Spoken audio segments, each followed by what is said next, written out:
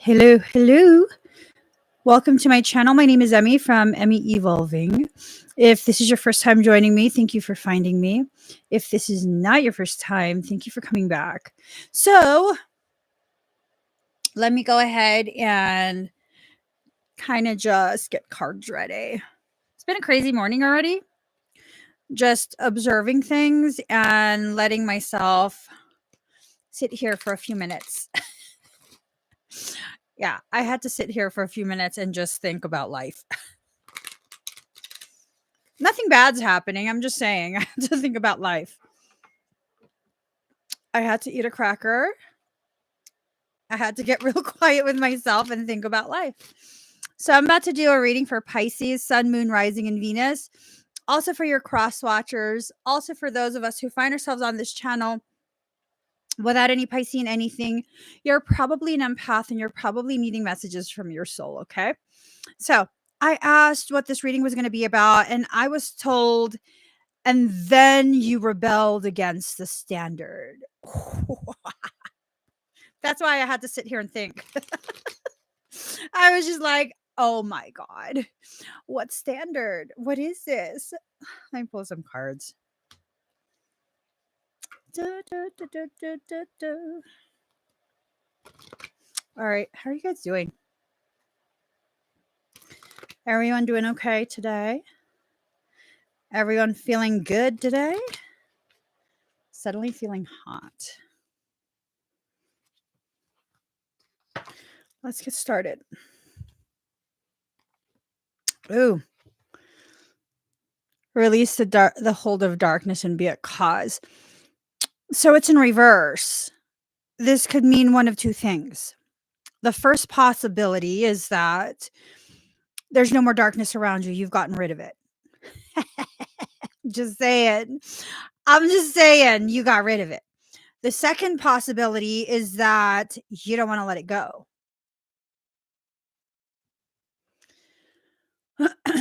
Which one is it for you? Did you get rid of that darkness? Or are you the one that refuses to let it go? Because if we don't figure out where we're at within ourselves and within our journey, there's a high likelihood that we won't be able to truly see with accuracy exactly the ways in which we are co-creating situations for ourselves, struggles.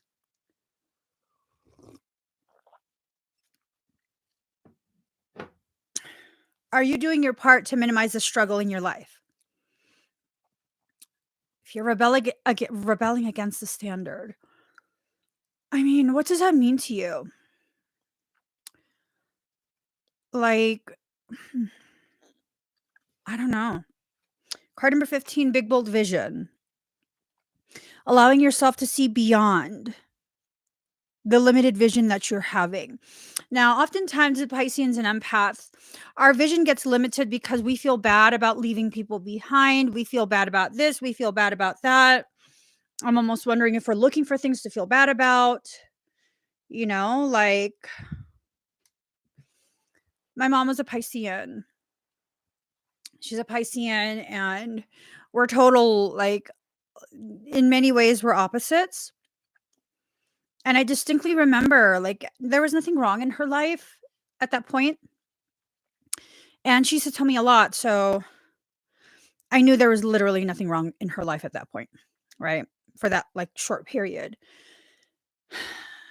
And then she just one day was asking me questions about if I forget who. And then she starts crying, and I'm like, what's wrong? And she's just like, we have to fix this. But that's not your life. That's not your life. What do you mean we have to fix this? Like, are they asking you to help? Because if they're not asking you to help, then I don't know that there's anything for you to need to fix. And then after that, it was almost this sense of she had something to be, like, depressed about. And she just, went all the way with that. And it's not that she's a bad person. It's that she didn't recognize that unless there was something that was hurting her heart, she didn't know how to exist. She didn't know how to continue to function in a peaceful environment with no drama. Is that what we're doing? Are we seeking things out that will help us to feel more comfortable because it's too quiet? Like some people, they say their mind never stops racing, but they never turn off the sound. There always has to be something on. There always has to be the TV on, the radio on, whatever it is, there has to be sound. And then they wonder why their mind doesn't stop racing. And it's not necessarily that your mind will stop racing the moment the sound is turned off, but it is to say that how can you create silence for yourself when you can't even stand it in your environment? How can you create internal silence if you can't stand that silence outside of you? So we need to begin rebelling against the standards. What's the standards? I think for Pisceans and empaths, I think a lot of people see us as those who will like basically martyr ourselves for others, right? In order for that connection, like card number 35, conscious connections. Our connections with most are probably not as healthy as we would like it to be. There is definitely a relationship dynamic that's created by empaths and Pisceans. It's a very common thing where we regularly overgive, we regularly this, we regularly that, but never is it regularly being healthy with them, healthy boundaries, healthy this, healthy that. I found myself going through that this morning. Someone who is a friend, not really my personal friend,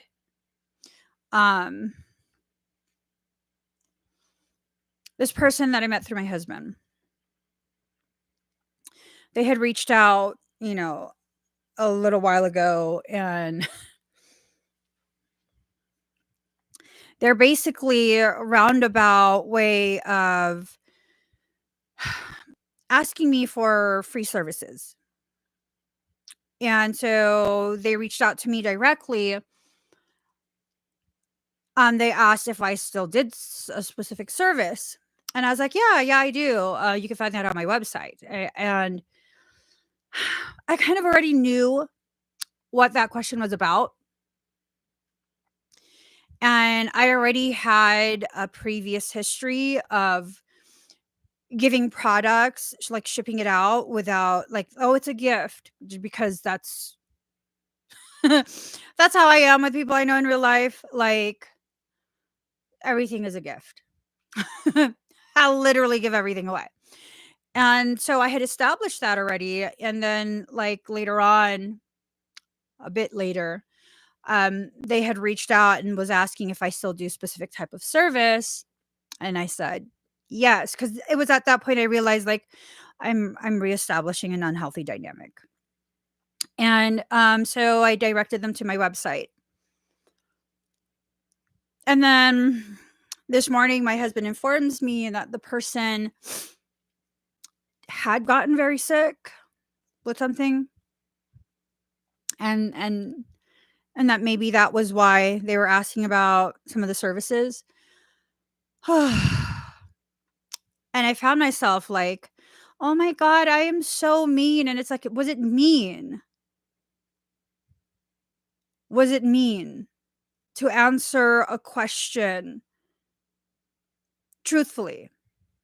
I was asked if I still provide this specific service. I said, yes, it can be found on my website. And that was the end of the discussion. So why months later, now I'm like, I was so mean. I should have just like, is everything okay? But was it mean? This is what Pisceans and empaths are known for doing this, for establishing unhealthy connections, ones where you become depleted. Now, I'm not saying anything about that person being malicious or a user or anything like that. Like the moment I said, it's available on the website, I didn't hear from them again. So it's not necessarily that they're being malicious. It's that I'm struggling with the way I enforce the boundaries. Like, well, no, a more accurate statement would be, I'm struggling that I established the boundary, not the way I enforced it, the fact that I did. And that's something like we have to understand. We co-create a lot of the things that we live through. We co-create that. People often feel extremely comfortable around Pisceans and empaths unless they're really malicious and they don't want anyone to find out because they're worried that the Piscean or the empath will know, right?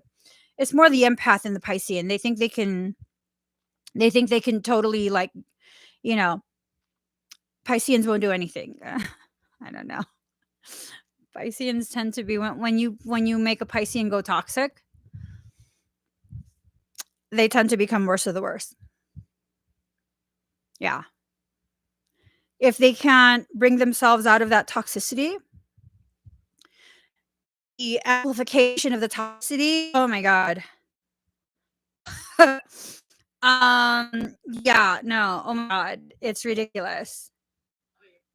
It's just ridiculous. It becomes something so destructive. Are you gonna wait until you get to that point where you feel like you hate everyone? Are you gonna wait until then? Are you gonna wait until you get to the point in your journey, in your relationship, in your family dynamics where, F it, F everybody, where you convince yourself not to care? Because that's kind of the standard journey that I'm seeing empaths and Pisceans travel. Like this thing of, it's fine. No, no, no, it's not inconvenient. No worries, no worries, no worries. Oh man, all the crackers fell. I gotta vacuum this. It's like this whole thing of no worries, no worries, no worries until it's like, F you, you're a user. All you do is use me. Everyone always uses me. Everyone always abandons me. Everyone this, everyone that. And I'm learning that's a distorted thinking. Just because one person used you does not mean everyone uses you. Just because you believe one person abandoned you does not mean everyone abandons you.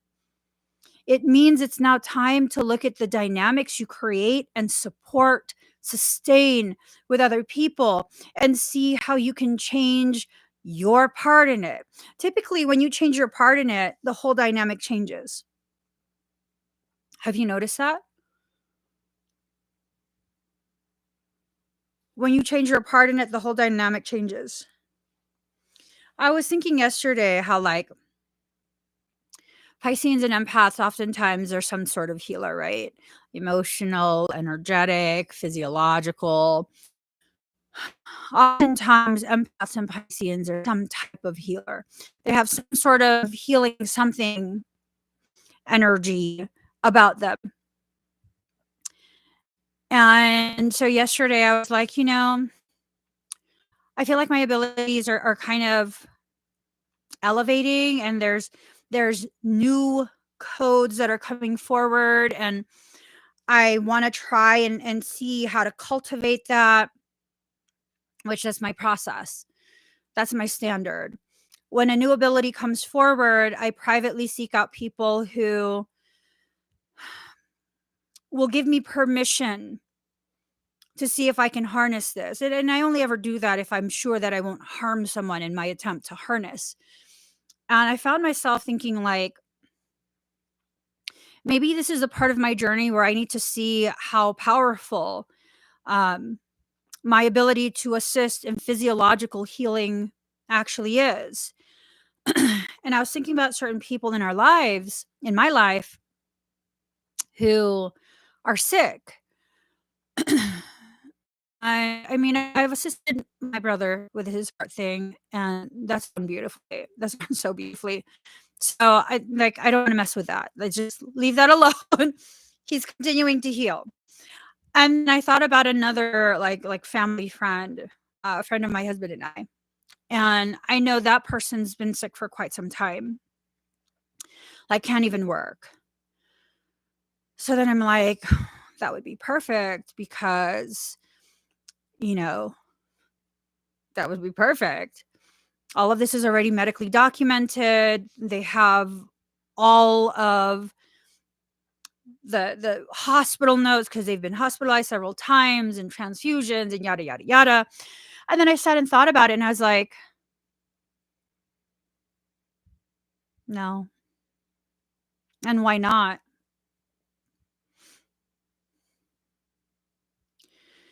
There's something about Pisceans and empaths where it's usually your family and closest friends who believe the least about your actual true ability and the potency of it. They believe it the least. And then it becomes this thing of spending all this time and effort in convincing them that you can actually do the things that you need to do in order to get them right side up. Like some friends, some family will be nice and they'll be like, "Oh, yeah, sure. Oh, you want to? Okay. Yeah, I mean, you can try." And I don't necessarily feel like it's ego, because it's not me trying to prove to them that I'm powerful. It's not me trying to be like, "Hey, look what I can do." It's more of like, well, if you already don't feel like, it's going to be a benefit to you and you're basically just agreeing because you want to be supportive and you don't want me to feel bad, not because you truly believe that it could be of benefit to you, then why would I do it? Why would I ask? Why would I try?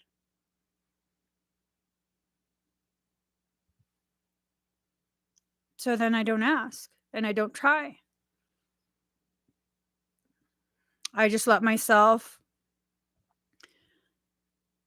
I turn off the notifications and I don't see the posts and I leave it at that. I leave it at that. How many Pisceans and empaths are resonating so deeply with us? I mean, put in the comments, like, what was your experience? Does family do that to you where they disregard all of these beautiful gifts that you're trying to cultivate and the way your dynamics are with the people who are closest to you? It's this thing of like, those are the last people you could ever actually help. You're more able to help a complete stranger than you are your own family. Whew, whew. That's a hard pill to swallow, isn't it?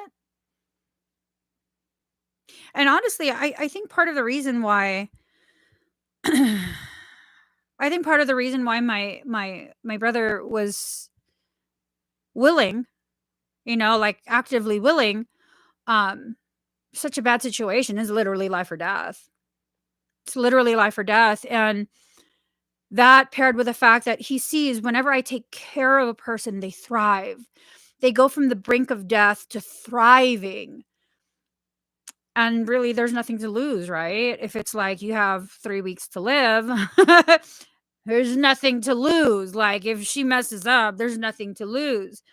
And I think one of the most beautiful things with that is now it's helping to heal my perception of, family disregards the actual gift that I am, that my existence and the gravity of it is finally starting to be recognized by family. And I mean, Pisceans can say whatever they want, empaths can say whatever they want about, I don't need other people's validation. But there's something about your family not believing in you that oftentimes can be devastating for anyone. And really, I didn't necessarily need my family to believe in me. And, I didn't have their belief in me and my gifts when I began doing things publicly. But the reality of that, if I didn't need their approval, if their rejection of my gifts and my divine destiny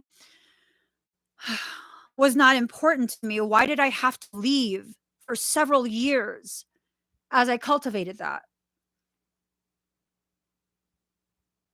If you can't be in the presence of someone as they tear down your belief structures of who you are and what you're here to do and your worth, I'm thinking their approval means a lot more to you than you realize. And this is not to say like you need to stop caring. No, you need to acknowledge this so you can begin really understanding like, is this the reason why you hesitate? Is this the reason why you don't allow yourself to be as readily witnessed by others in the full swing of your gifts? I mean,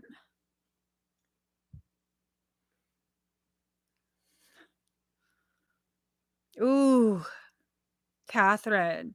Yes, totally. They do not believe in anything I do, so I don't tell them. Ooh. Ooh. Wow. Felt that. I felt that one.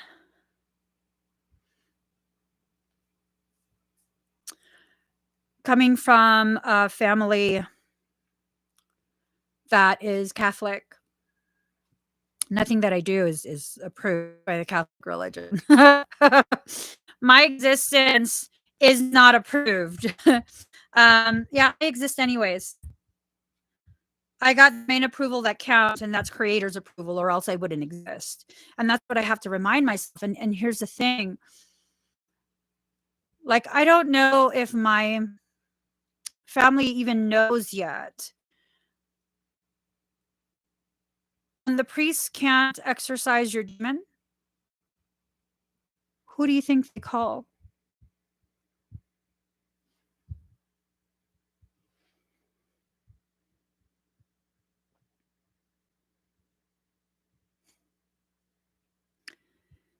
When the neurologist doesn't know why your brain is malfunctioning,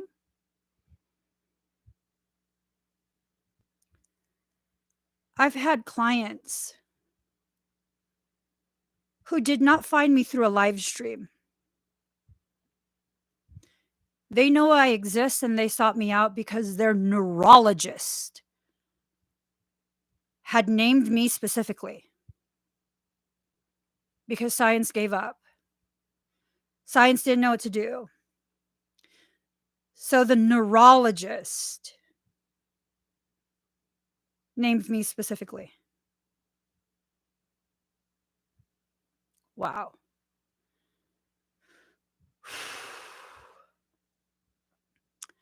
The work that I've been doing with my brother, and he's magical AF, yo. He's magical AF in his own right, right? So you pair him, his energy with mine, and an entire advanced cardiac team to know what the hell's going on. They don't understand how he's healing. They don't know what to do with him.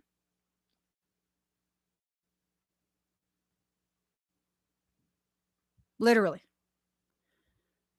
Like, we've never had this happen before. We don't know what we're supposed to do.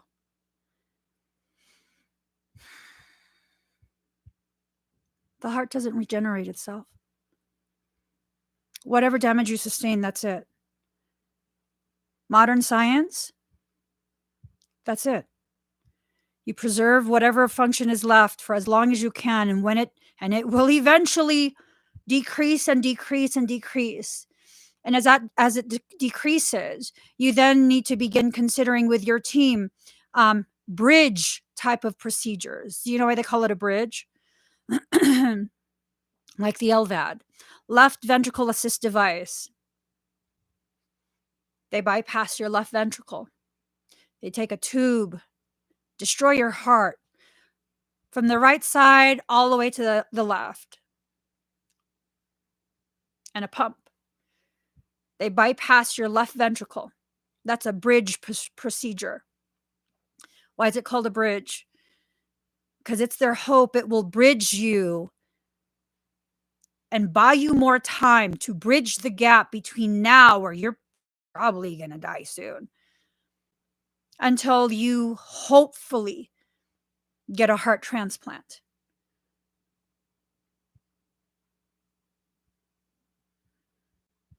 I was telling one of my other siblings, because he's kind of idiotic. He's like, you got a big audience. We'll rally all your audience. We'll start a petition. Okay? You have all your people sign the petition. And we'll get him a heart transplant in the next couple months.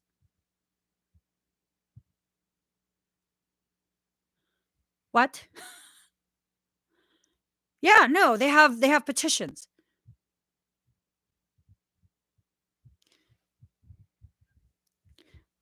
Someone has to die in order for him to receive a heart.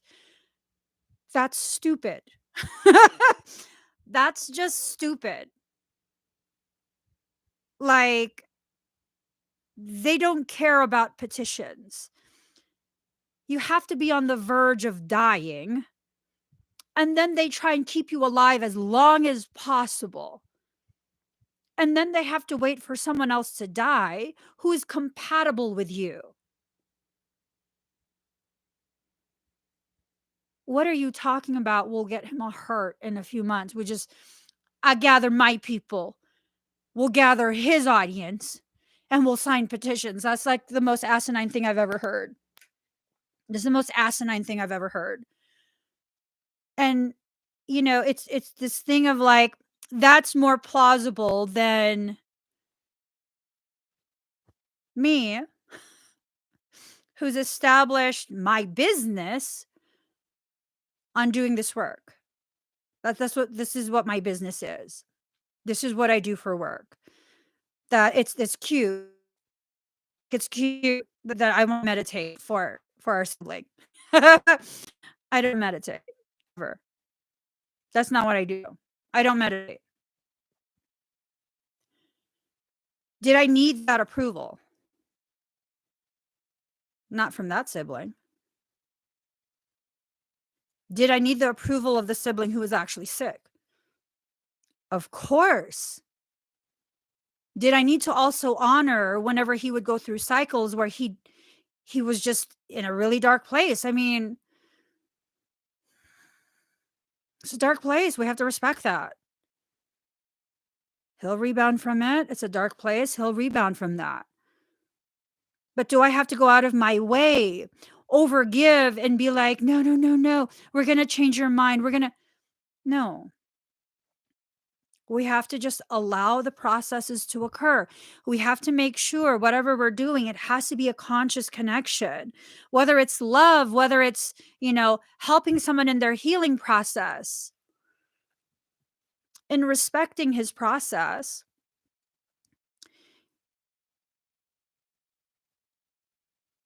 I won't. You have to be at least at 30% ejection fraction rate or lower in order for you to be classified as heart failure. Okay? That's how they classify you, as heart failure. The amount of volume that's ejected from your heart, that's the rate, ejection fraction rate. And no one functions at 100%. Average is something like 70 or 80%.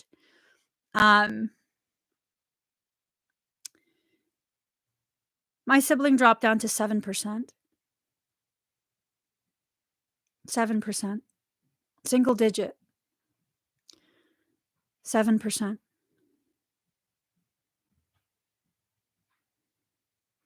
Serious talks in preparation for LVAD surgery. 7%. 7. That was just a couple months ago.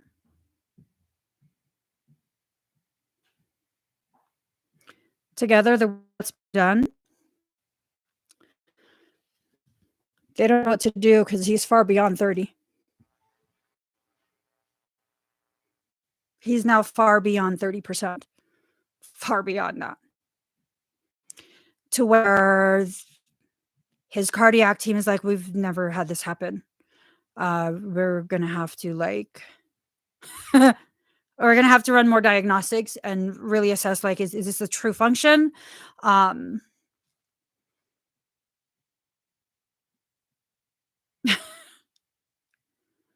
yeah, yeah.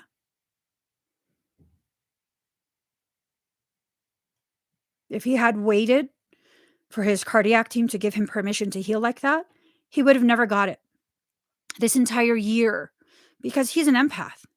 He's a highly sensitive, highly gifted empath.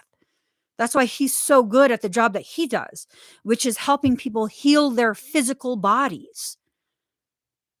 If he had waited for the team to give him permission to heal, they don't see people heal like this. They don't see people heal like that. They just don't. As a matter of fact, modern science is just not modern at all. It's so like one of his clients, this teenage boy, I think he injured his leg or something like that, and he babied it too much. And so everything kind of retracted and he couldn't use his leg. Um, Obviously, the good parent that he has, this boy, took him to the doctor to figure out, what do we need to do? Physical therapy. What is it? They gave up on him. This boy. They said he needs surgery. Lucky for him, his mom knows one of the most skilled, most gifted bodywork people. That's my sibling. Something like he couldn't bend his knee. He was going to have surgery. One session. One session. One session with my brother. With all the heart problems he's going through. One session with him. Bending his knee. One session. And that's like the epitome of the empath Piscean. It doesn't even matter that you're like in some stage of some sort of metaphoric or literal death, like someone needs something. Come on, come over. Come over. I'll fix it. Let's see what we need to do. I'll fix it.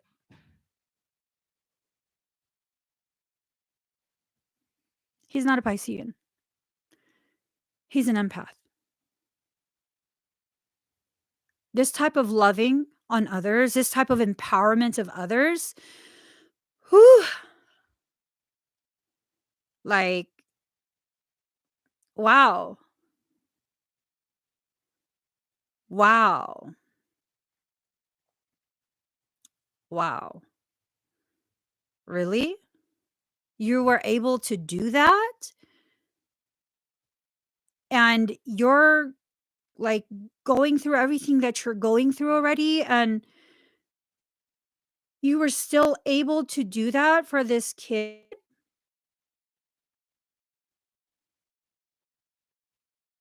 And he helps people to learn, push through the pain. It hurts? Okay, push through. People wanna mess with your mindset? Who cares? Keep going. Don't let people mess with your mindset. Don't let people affect the way you see yourself, the way you function within your life, the way you do your job. Don't let people mess with that. Don't let people mess with that. I remember I was going through something and I was telling him because I wasn't home, I was telling him, like, "I'm just so stressed out, like, I can't even do my job right. I'm just, like, having to reschedule people, and, it's frustrating. I'm stressed out because, an issue that was going on." And you know what he said? "That's stupid." And I was like, he goes, "Why the fuck are you letting other people dictate to you? F that person. Do your job, do it good."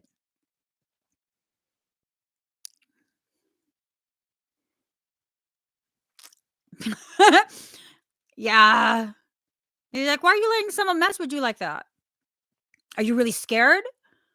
You telling me you scared of someone? I was like,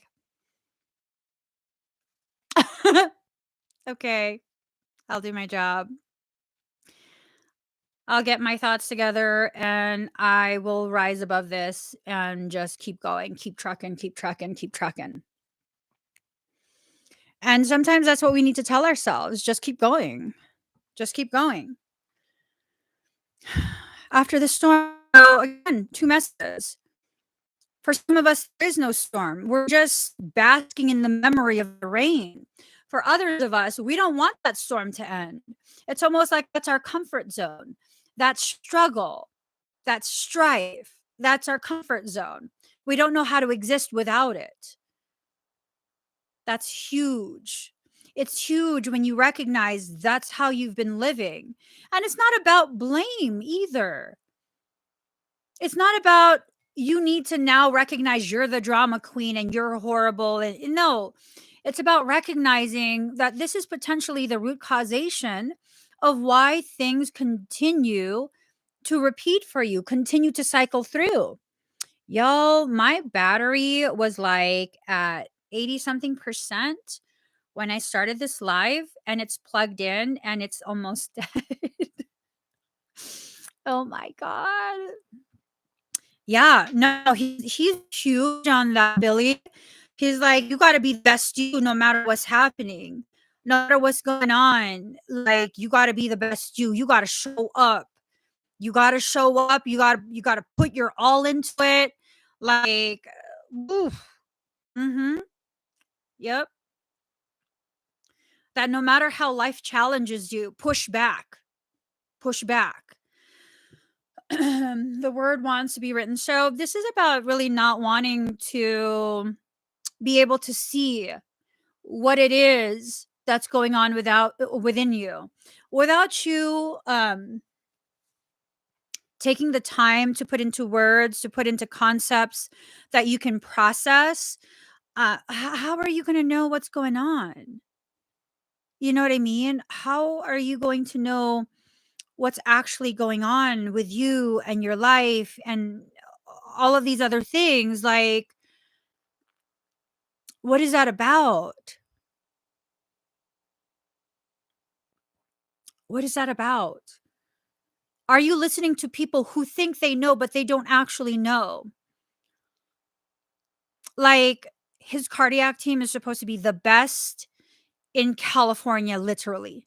And I was telling him, like, yeah, that's whatever, because I mean, I know they're good, but every hospital says they're the best. They can't all be the best. Every single hospital says this. And then he went out of town one day and got hospitalized because he got into it with another person. You know, this other person threatened him. My brother's not a bitch. You tell him you're going to cause him bodily harm, he's going to be ready for war. That's just that. And so adrenaline starts pumping, heart's racing. He has to go to the ER to make sure he's not having a cardiac event. And I mean, he ended up being fine. You know, he ended up being fine. We had to be careful. We had to be extra cautious. And his doctor at this other hospital that was out of town was like, now, well, we know you said you have end stage heart failure. Whoever the team is, they are taking really good care of you. Like, really good care of you. Don't go to anyone else. Keep going to them. They're taking care of you. You know what we found out?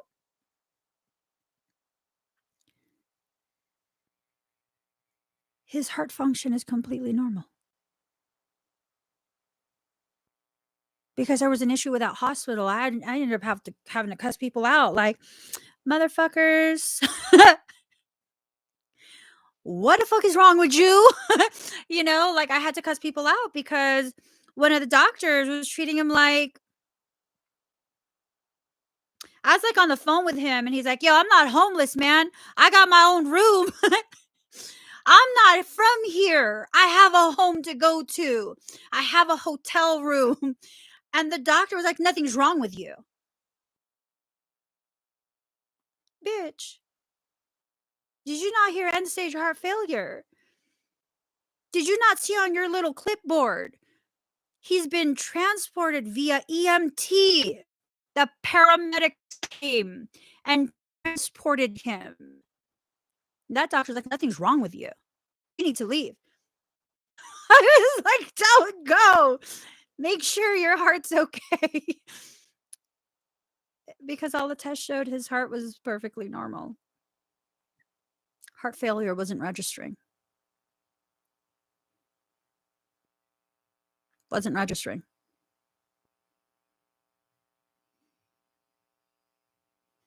Now, that hospital had tremendous respect for his cardiac team. They are very skilled. They did stabilize him. The reason he ended up with that team is because the first hospital he got admitted to, when all of this first started, his condition was so advanced, they did not have the capability to properly assess and properly treat him. And that's why they transferred him to this trauma center. And that's been his team. They are so gifted there. So gifted. His case was so advanced, he was given the top doctor, the top cardio surgeon there. When I say he's the top, his doctor, when he enters the room, if my brother's hospitalized and he enters the room to assess my brother, he has an entire team. And everyone's just like, I was like, why do people worship him? Why do they worship him? What the fuck? This guy's kind of dickish. He's kind of dickish, but they like worship him. And then I went with my brother to his doctor's appointment. His nurse practitioner, who was just assessing everything, making sure medication levels are at the right level, right dose. She's like, okay, so let's see. Okay, that's, oh, you got a good doctor. That's what she said. I was like, really? And she goes, yes. Oh my God, he's a genius. Okay. He looks like he's a genius. Dickish ass behavior. I get it. I get it. He doesn't want to waste his time if your brother was going to be compliant. If he wasn't going to follow protocol, he didn't want to waste his time. He's efficient. Cardiologists, they got some other type of attitude. They got some other type of attitude. I'm just saying, when you're training for a specific type of specialty, sometimes in that training, the types of people you're exposed to, it type of attitude that is consistent with that type of specialty. Okay. Like a geriatric person is not going to have the same type of temperament, behavior, and outlook as someone who is like in cardiology, neurology, nephrology. They all have different temperaments, you know? And, well, see, here's the thing. Like, there was a period where he was kind of dickish. This doctor was kind of dickish. And then I built a rapport with him because I was fully in charge of my brother's care at home. And he saw that I had, this is kind of embarrassing. I was keeping track of all of his vitals, not only like the blood pressure and heart rate. I was also doing his pulse oximeter. That's the oxygen level in his blood. And here's the crazy part. I purchased a home EKG reader. I purchased a home EKG reader. So I was actually tracking his heart rhythm itself, not just the rate, but the rhythm itself. And so every day I would track it and I would note exactly like his activity, his emotions, all of that. And when we went to the first doctor's appointment, the cardiologist looked at all of this and he's like, "Who's taking notes?"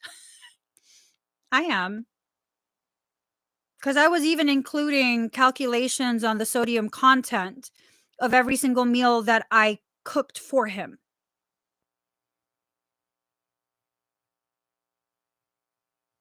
And then he understood. All right, this is not a waste of time. He actually has like support. Like, this is actually worth it. Like, for him, for the doctor, it was worth the investment. It was worth it.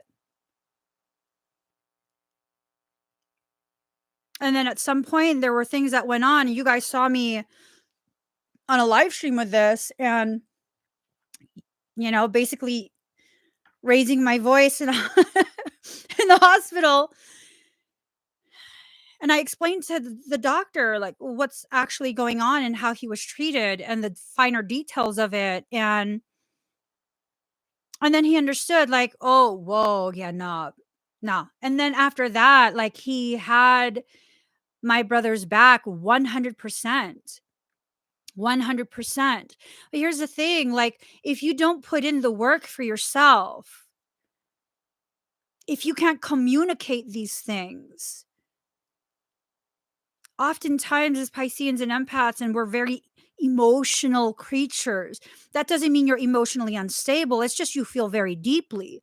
And as much as you want to try and hide this, you can't hide it from the world.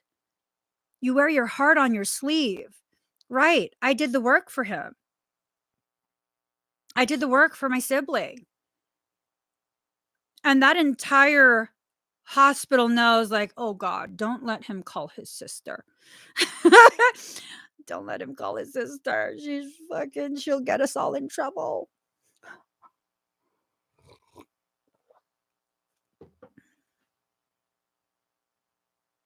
And they know that's why he selected me as his power of attorney. But can you have a power of attorney in real life for spiritual stuff, for emotional development? Don't get me wrong, my brother is still fully capable of making up his own decisions. He is fully capable of thinking intelligently. He's actually ridiculously intelligent, you know? He's very gifted in a lot of different things. But at that time, he was just so exhausted. It was hard to understand. He was on so many different medications just to keep his heart functioning. He was attached to an IV pump 24 hours a day. And the empath in him, I swear to God, one time I didn't realize my phone died in the middle of the night. And apparently he tried to call me because his pump had been going off. Like, I didn't realize the bag was empty. And he called me, went straight to voicemail, so he didn't say anything. I'm literally a few feet away from your bedroom door, bro. Like, I was sleeping on the couch and he didn't wake me up. I got up at like 7 in the morning, like, what is that sound? And I went to his room. And what happened? His bag had been empty for like 2 hours. I was so livid. I was like, why did you not wake me up? He goes, well, I called you, but it went to voicemail. So I figured you were exhausted. Who gives a shit? Who gives a shit? Like, fucking wake me up. Like, this is your life. I could go back to sleep, but your bag was empty. His bag was empty. You know what ended up happening? That pick line got clogged. It was empty for maybe like 90 minutes to 2 hours. He was letting me just sleep. We didn't find out till later on, like months later. Anytime that IV bag is disconnected or shut off for more than 30 minutes, you have to go to the ER to make sure you don't just have a massive heart attack and keel over dead. But he wanted to accommodate me because he felt bad. that I don't sleep enough because I work full time. I take care of all my kids. My husband obviously is a tremendous help. And then I'm taking care of him too. And he felt like, he needs to just let me rest. No, you don't. Do you want to stay alive? No, you don't. I could go back to sleep afterwards. Like when it comes to things like that, you have to wake me up. You have to. How many of us as Pisceans and empaths, it's something that serious, but we don't want to inconvenience people. Like we don't want to inconvenience you. Well, how come you didn't tell me? Well, you're tired. What? Because some of us Pisceans and empaths, we actually do have people in our lives who are willing, more than willing, to love us in a way that's not convenient. But we won't allow them to. Why? Why won't we allow them to? I mean, if we do it for someone else, and I struggle with this as well, so it's not me. Like I've learned already. I do that too. Why don't we allow it?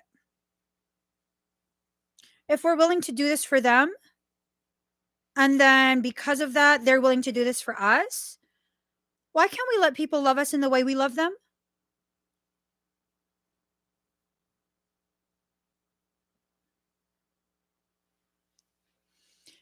I found because Pisceans and empaths continuously apologize for existing, for being deeply feeling creatures, for this, for that, for everything.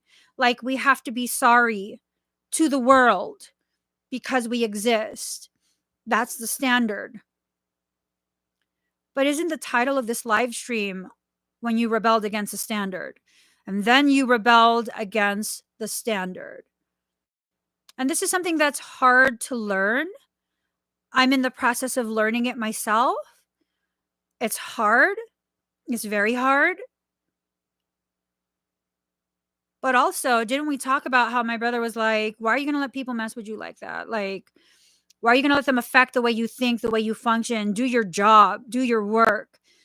And what if your job, your work, is to learn how to accept the kind of love that you so generously give? Now, I don't want to create a confusion. There are a lot of empaths and a lot of Pisceans who are rotten apples. Not most. Most are not. But there are quite a few who are rotten apples and toxic AF. This is not to say that all Pisceans, all empaths are just poor me and like, all we ever do is love people. And no, there's some of us that are rotten. Some of us were rotten at some point. That's okay. As long as you're working on it now, whether you were rotten before, whether rotten ones exist, work on what you need to work on right now. And if what you need to work on right now is accepting the love to the same degree and devotion that you give, accepting that from other people, do it. Work on it. Allow it.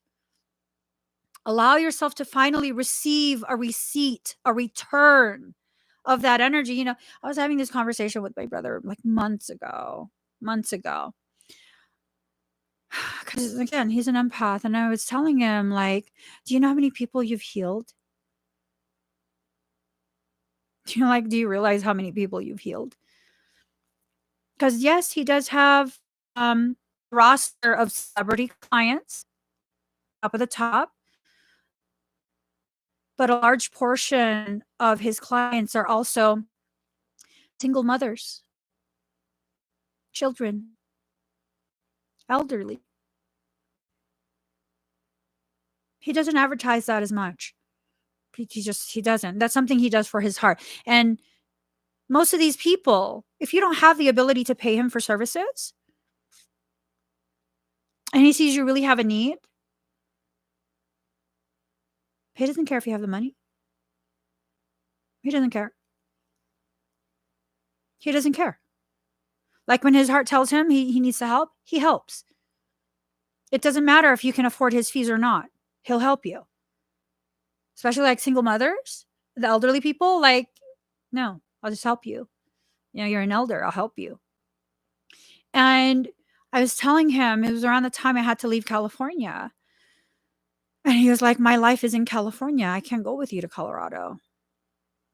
I mean, aside from the fact that the elevation is on top of a mountain. Yeah. Yeah. He was like, his life is in California. All his clients, all his friends, they're all in California and he didn't want to leave. And I brought up the fact that, okay, we'll figure it out. We'll make it happen. We'll figure it out. So you stay in California, you just need to make a decision and we'll figure it out. And, the reality of it is that all of these people who you've helped, they love you. They love you. Like he's loved. This macho guy, like he's loved. And I told him all this energy you've given to other people. Maybe they were just holding some of your energy for you, waiting for an opportunity to give it back. And yeah. Thousands of people holding energy he gave as he helped heal their bodies. Thousands of people holding parts of his spark.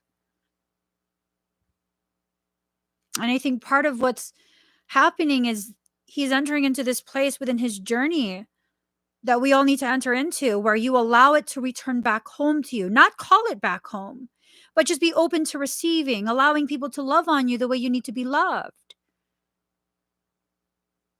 That's huge. That's huge. We have to allow ourselves to receive, to allow ourselves to receive. And people will think, especially the empaths, no, it's okay. I'll be fine. I can manage.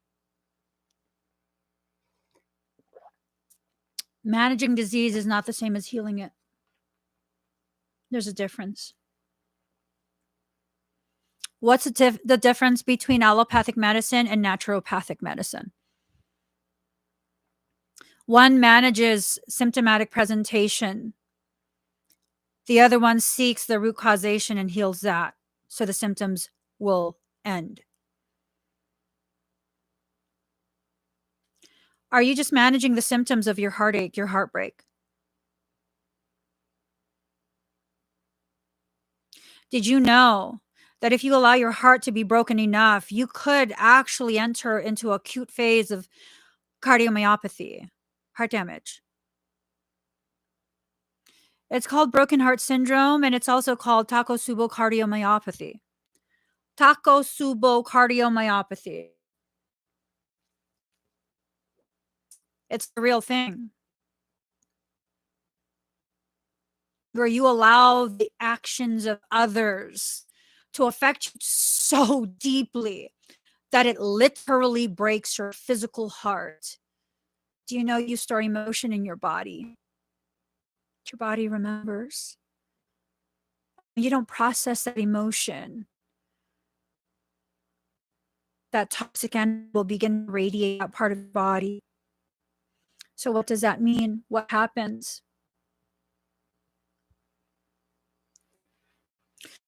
When that emotional energy begins to radiate that portion of your body where it's stored, it begins to affect the cellular expression of those cells.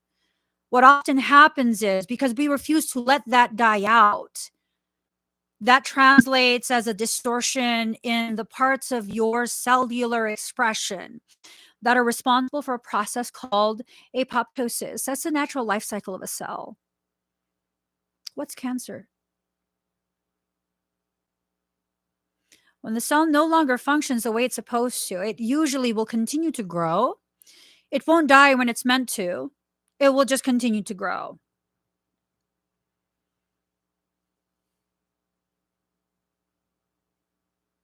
Just continues to grow. When that thought process is extremely toxic, it becomes a malignant growth. And when you go to someone else, and I'm not giving medical advice here, okay? I'm just thinking in terms of emotion and medicine. When you go to a doctor and they want to know what's wrong, obviously they'll do a biopsy. Look into this phenomenon. When you cut into that mass, when you do the biopsy, it's no longer contained just within the area. Oftentimes, cutting into it causes these cells, which are now rogue, they're renegade cells, causes it to spread, to be released into the body's systems, and we don't know where it's going to end up. It says a lot about society and the way we are taught to function, when the cure for this is oftentimes more destructive than the thing itself. Someone once made an analogy. Chemo and radiation. I'm not trying to shame anyone who's been through it. Okay. I'm just thinking out loud. Chemo and radiation are the equivalent of one of the doors being broken in your dollhouse. And in order to fix that door in your dollhouse for one bedroom, you take a sledgehammer to the entire dollhouse.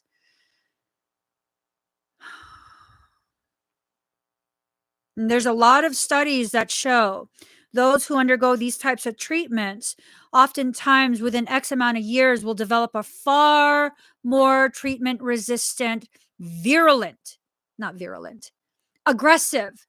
aggressive form of cancer. And fear tactics are used to get you to comply. How does this apply to societies? What analogy am I making? Are you being taught that to deal with toxicity in your life, you need to become more toxic than the original toxicity to out-toxic it? And then you wonder why life has gone the way it has for you? You're lonely, so you'll accept being that side chick, side dude? And then what happens? I don't know why he doesn't respect me. But that was from the start. That was from the start. At no point were you respected and honored if you're kept on the side.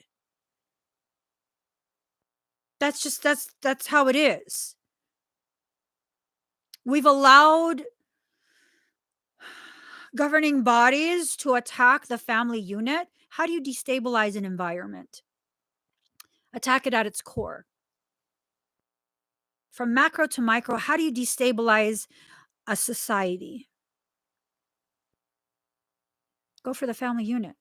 Destabilize a family unit, and there you go. Destabilize it. Break up that parental pair. It doesn't matter if they're same sex.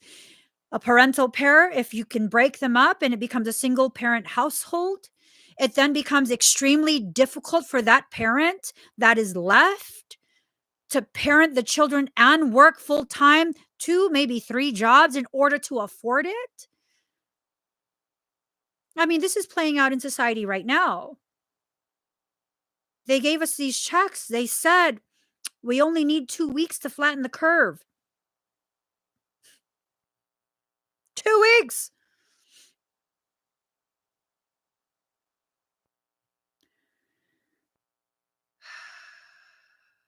Michael says that was blood money.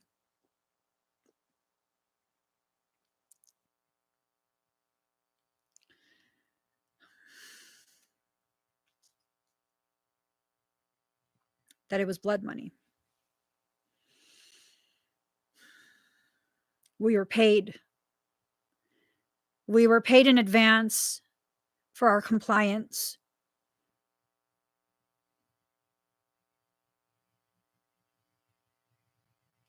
What were we complying with? I'd say blood magic. It's potent. Blood magic is potent. Blood magic can heal or it can take life. Depends on the practitioner and the intent.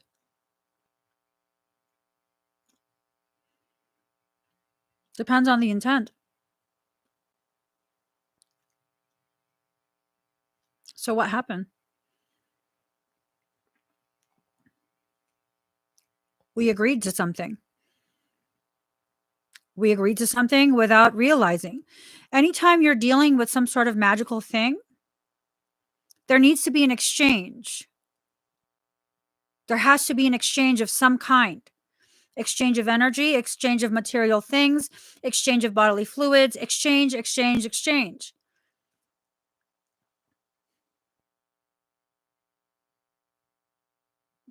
There has to be an exchange. And if you don't know there's an exchange happening,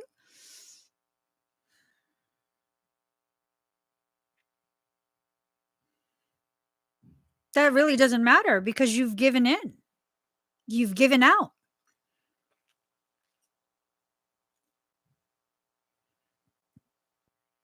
So for some, they'll give you a gift.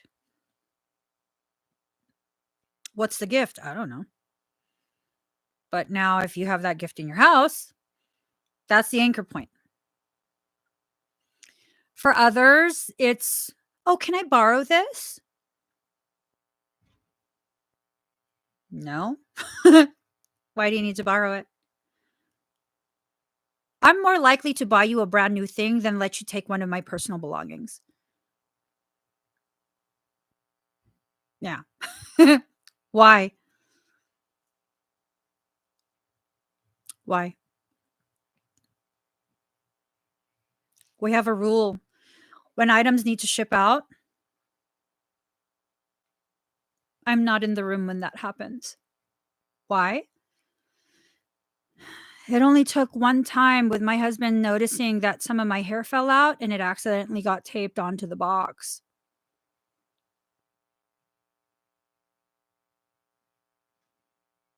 I'm not allowed to package things up, even if my hair is tied up. Why?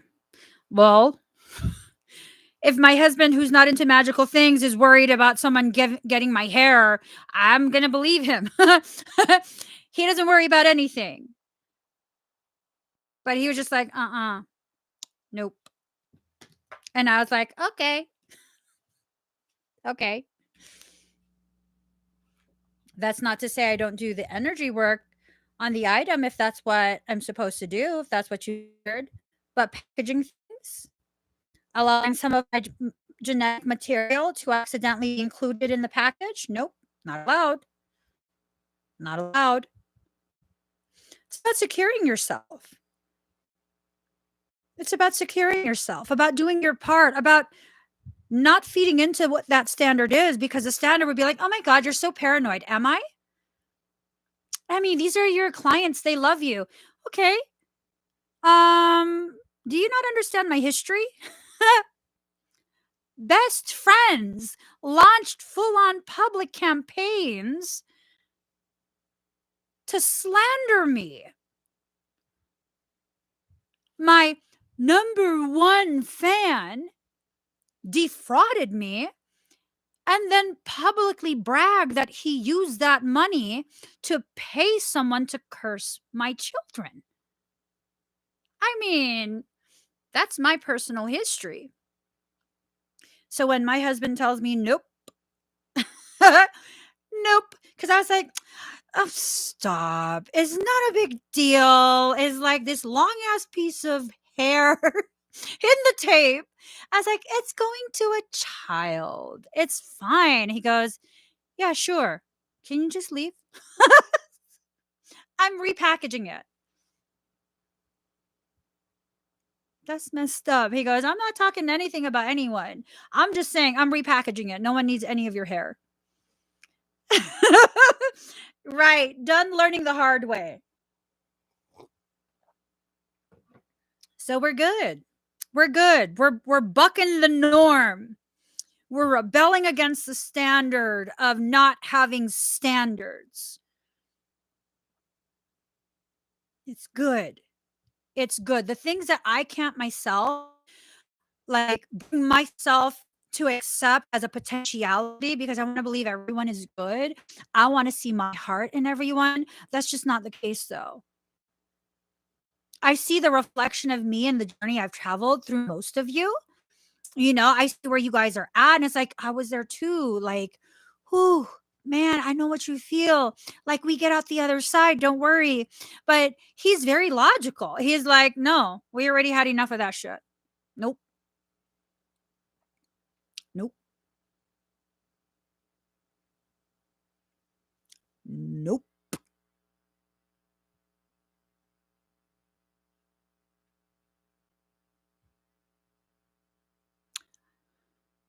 Sometimes the people who love us, they're able to see and verbalize the things that we don't have the courage to. Yeah, he doesn't like fingerprints. I was just like, what are they gonna do? What's someone gonna do with that? So I don't give a shit what someone's gonna do with that. They're not gonna have it to do something with it. What have I done to you? Who are you? Someone that has my back is who? Someone that has my back through and through. Because he's been through this journey with me the whole entire time. He's been through this journey with me, and he hasn't allowed his emotions to cloud the way. He hasn't. And it's not to say he doesn't share the same kind of heart I do. Because I distinctly remember one morning we were in the RV and we woke up to a message. And I swear to God, it was the night before. I was like, no, we are not just blindly giving money away to people anymore. Like, we can still help in other ways, but we're not just blindly giving cash. Then woke up to a message. Woke up to him checking the message. This is a few years back. This mofo was preparing to give someone a couple $100. I was like, what did we just say last night? That creates problems. Like, have no problem helping people if they're mortgage or, at that time, that's what I was doing. And I was telling him, like, okay, so this person is on vacation and they want you to pay for a room for how many, why don't they just go home? Go home. That's not an actual need. And wouldn't you know? No, he gave the money. He goes, this is the last time. I'm like, I could have done something last. Yeah, no, he gave this person, I don't know, a couple $100 or something like that. And what happened? What happened? Almost a year later, this person wanted more from me. And on top of that, they didn't realize I already knew this in advance. They knew full well that the former client who paid someone to curse my children, they knew when it was happening and they didn't say shit. They didn't do shit to stop it. And now that he's mad at them, that's when they come to me because they want me to protect them from, no, fuck you bitches. As a matter of fact, you fucking owe me a couple $100. You said you were going to pay that back. No.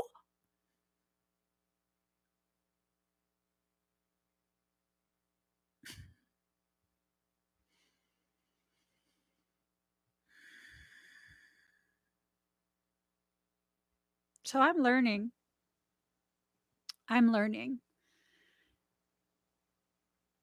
If I'm going to give someone cash, it's going to be someone on the street who doesn't know my name, has never watched this video, and it's going to be an area where I probably will never return again.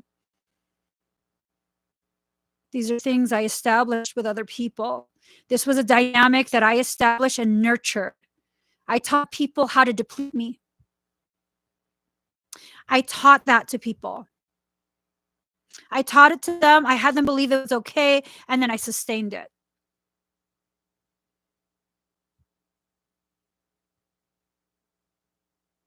I could slap myself sometimes. That was my standard. Now I still help people. Not like that no more. Not like that no more. I can never ask myself to not be loving, to not be giving. I could never ask that of myself. But to do that for everyone,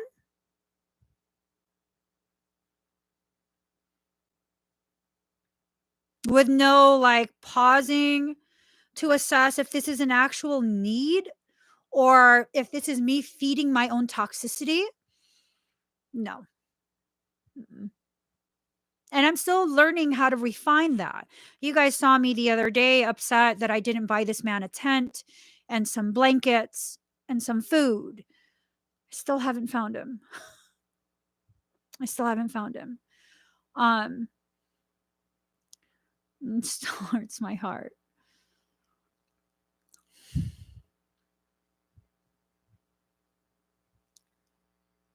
There's got to be a beautiful middle ground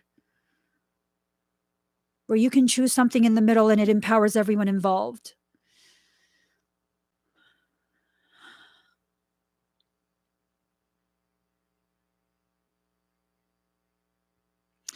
You have a wonderful, loving heart, and it saddens me that others could even consider taking advantage of your giving nature.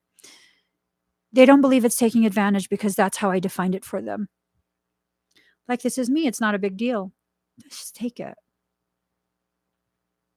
Yeah. Just take it. It's not a big deal. It's not a big deal. I mean, I'm not the only empath or Piscean that does this, where we give to the point where we bleed. And when they ask us, do you need a Band-Aid? Are you okay? We tell them, no, it's just a little scratch. Don't worry about it. It's not a big deal.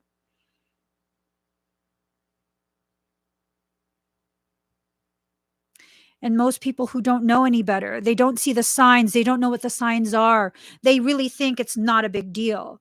I remember years ago, so long ago, my brother with a heart thing, he was over at my house, and you know, he was just hanging out. My husband comes home with groceries. My brother goes to the garage to help bring in the groceries. And I see him and his tailbone is tucked under, like his butt, and he's kind of like that. And I'm like, did you hurt your back? And he's like, no, it's cool. It's cool. I'm going to help. And he gets a couple bags of groceries and he comes in, he ends up dropping the groceries and he's like, oh, my back is messed up. I herniated my disc. I was like, you're fucking crazy. Go lay down. What are you doing? I already asked you. You look fucked up. He goes, I just want to help. I'm like, no, you're going to fuck up your back more. And he's like, yeah, no, you're right. Let's go lay down. You cannot do that. And how do I know this? Because I've had back issues. I know when you tuck that in, when you tuck in your tailbone and you're hunched kind of like that, even if you can stand it, you're probably at risk of herniating that disc. But he just wanted to help. Not at your detriment. Not at your detriment. Just not at your detriment. That's not okay. It's not okay to hurt just to prove that you love. That's not okay. Allow yourself to find healthier ways to love people. Allow yourself to find healthier ways to show how much you care. It's one of those things we need to learn. Be the hunter, not the hunted. This is about allowing yourself to receive. Card number 7, Legacy of Light. Having this upside down tells me we keep forgetting that we come from a legacy of light. We come from this greatness, and in this lifetime, we're in this process of rediscovering the greatness that we already are. And in that process of rediscovering, I mean,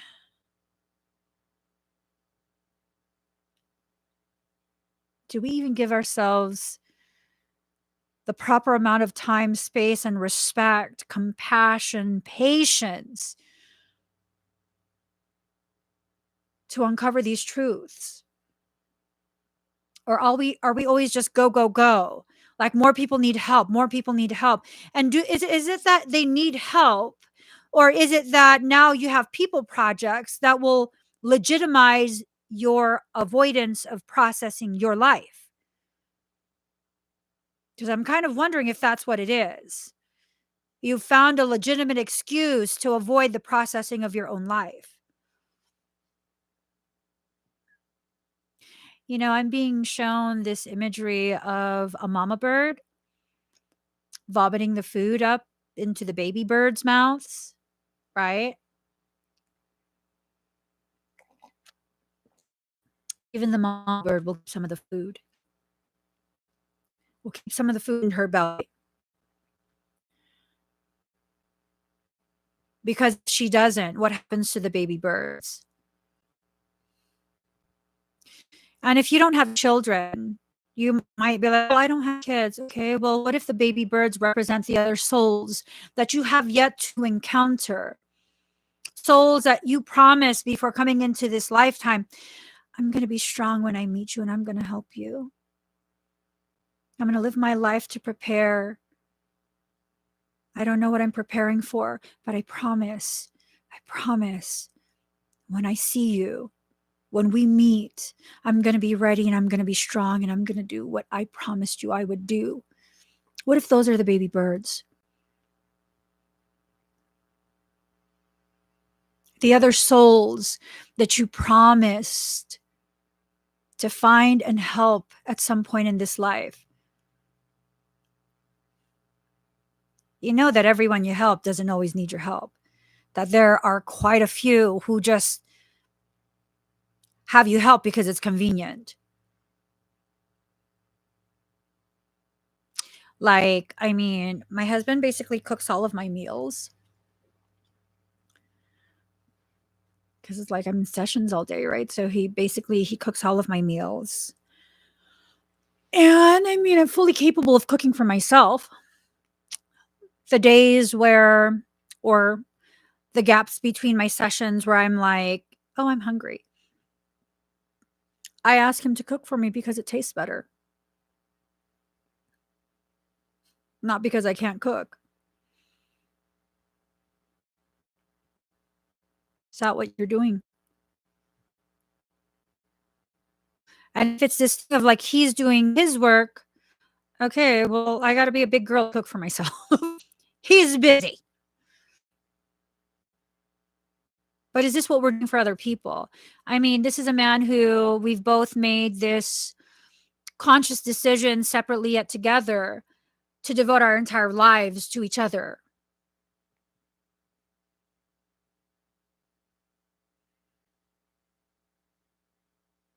So it's kind of part of our unspoken agreement as husband and wife, as life partners, to take care of each other, to baby each other, to be that safe space for each other. Are you giving that type of devotion to someone who replaced you the moment it's inconvenient? Is it a friend?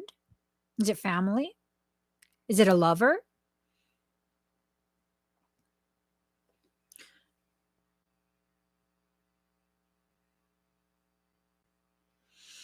I had made that decision. I had made that decision long ago where it's like, no matter what, we'll work through it. I might have like an explosive temper. I might get mad. I'll figure out how to sort through my feelings. We'll work on whatever needs to be worked on, and we will make this work. This is a commitment for the rest of our lives. This is not like we're playing house and it's Pinterest. No, no. Like, this is actually what we chose. Not just me choosing, not just him choosing, but we each chose this. And so now, coming into the full realization of what I have chosen for myself, I'm fully committed to that decision. And there are things that I will need to do that maybe other people will not agree with, that other people might be like, oh my God, but we have to be strong women. Do you know what kind of woman it takes, the level of strength it takes to be able to publicly state in the type of toxic environment society is now, to state like, I am a stay-at-home mom. That is my identity. And when my husband tells me to do something, because he never tells me to do something, I'm probably going to do it. Because I know he never asks of me things that he knows is disrespectful to me. That he doesn't ask me to compromise myself. That when someone caters to me to the degree that he caters to me, when he asks me something to do something, yeah, it's not a big deal. It's not me being subservient. It's me accommodating my equal the way my equal accommodates me. You know that standard that we exist within? The one where there's gender roles and like, oh, you can't play gender roles. That's someone else telling you who to be again. That's someone telling you that if you aspire to be a stay-at-home mom, you're not enough. You're weak. Bitch, you know how fucking hard it is to be a stay-at-home mom? Weak? Are you fucking kidding me right now? Especially if you have kids? Those are little human beings who don't give a shit if you're tired. They don't give a shit what you need right now. And you can't have a tantrum right along with them. Just I say, fuck out of here with that shit. Fuck out of here with that shit. People telling you who to be. Decide for yourself. And don't be scared to make mistakes. Those are learning opportunities. Don't be scared to live outside of a box that society tells you was custom created for you with gold leaf edges. Keep your fucking gold leaf edge. I don't need a box. Oh, but you can't be like that because, like, oh my God, what do you mean? You can't live like that. Who said? Who said? Who said? I remember giving birth to my youngest child. Both my parents were there as soon as I gave birth. And the nurse was trying to talk me into giving my child, who was only a couple hours old, maybe like an hour, 2 hours. She was trying to convince me to give my child the Hep B shot. And I was like, no, thank you. So then my mom hands me the baby back and she gets quiet. She goes and sits down and my dad gets up. What do you mean? No, thank you. That's what I mean. You can't do that. And the nurse was like, Mommy, it's very safe. Baby needs it. These are standard shots, yada, yada, yada. And I was like, no. And the nurse was like, Mommy, it's okay. It's okay. It's just one shot. I said, no. No. Why? Well, I mean, I'm in a long-term committed monogamous relationship. I don't have sexually transmitted diseases. I tested negative for gonorrhea. tested negative for syphilis. Why do I need that? I don't do intravenous drugs. Neither does my husband. Are you saying my child is a hoe? Because last my child was a virgin.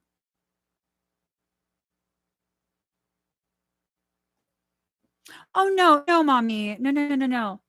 Okay, so is there someone on the staff that has hepatitis B, intravenous drug user, or a prostitute? Are you?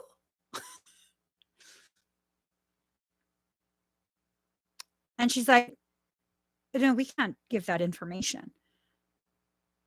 Well, I mean, if you're making me feel like there's an actual concern that my child needs to be vaccinated from hepatitis B, I mean, that's telling me that you're concerned he was exposed. Who on the team, I have a right to know, who on the team has exposed my newborn child and myself to bloodborne pathogens?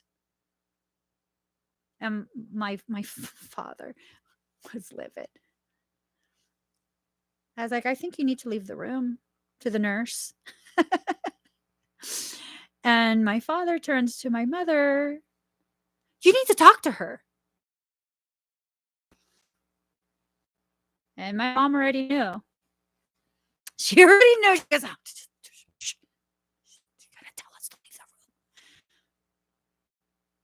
Yeah. He said, you're endangering your baby. I was like, are you a prostitute? I'm willing to fucking fight with everybody today. I'm willing to fucking fight with everybody in this motherfucking room. Tell me who to fight with next. Ain't nobody doing shit to my kid. Unless there's a true medical need. No. I remember that doctor came in at one point.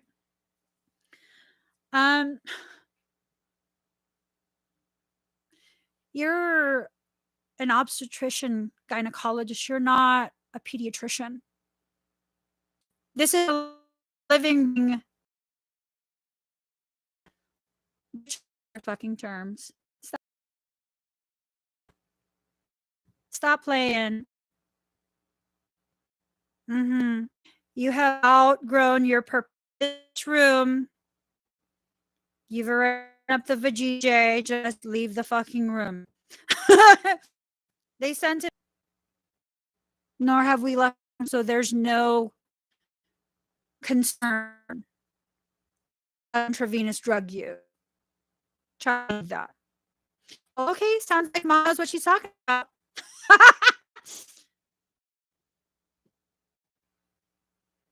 It's the truth.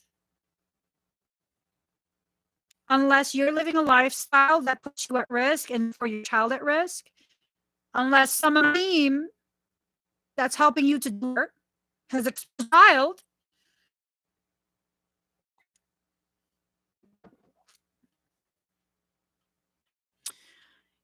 Vance, my children, all of my children have a history of being reactive to inoculations.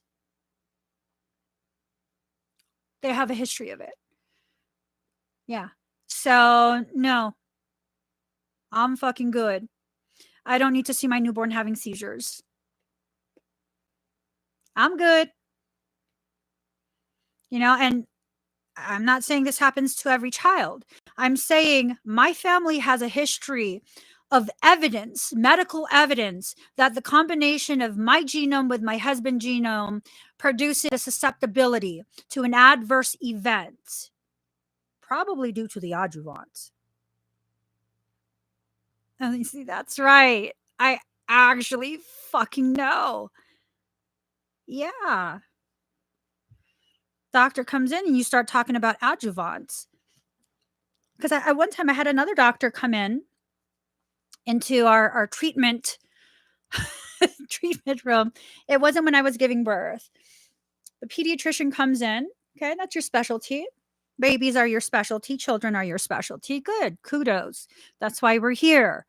And then she goes to tell me how, like, oh, mommy, don't worry about that. That's like hippie stuff. Bitch, I like hippies. What are you talking about? It's hippie stuff. Like they took thimerosal out of all of the vaccines years ago. I'm sorry, doctor. I'm not worried about the thimerosal. Oh, well, then what's the problem? The adjuvants. That's her phase. Yeah, adjuvants and synergistic toxicity. Now, if you'd like to order genetic testing for MTHFR gene mutation, I believe I'm a carrier of that gene mutation, multiple gene mutations. I believe my husband is as well. That predisposes my children to adverse reactions to adjuvants.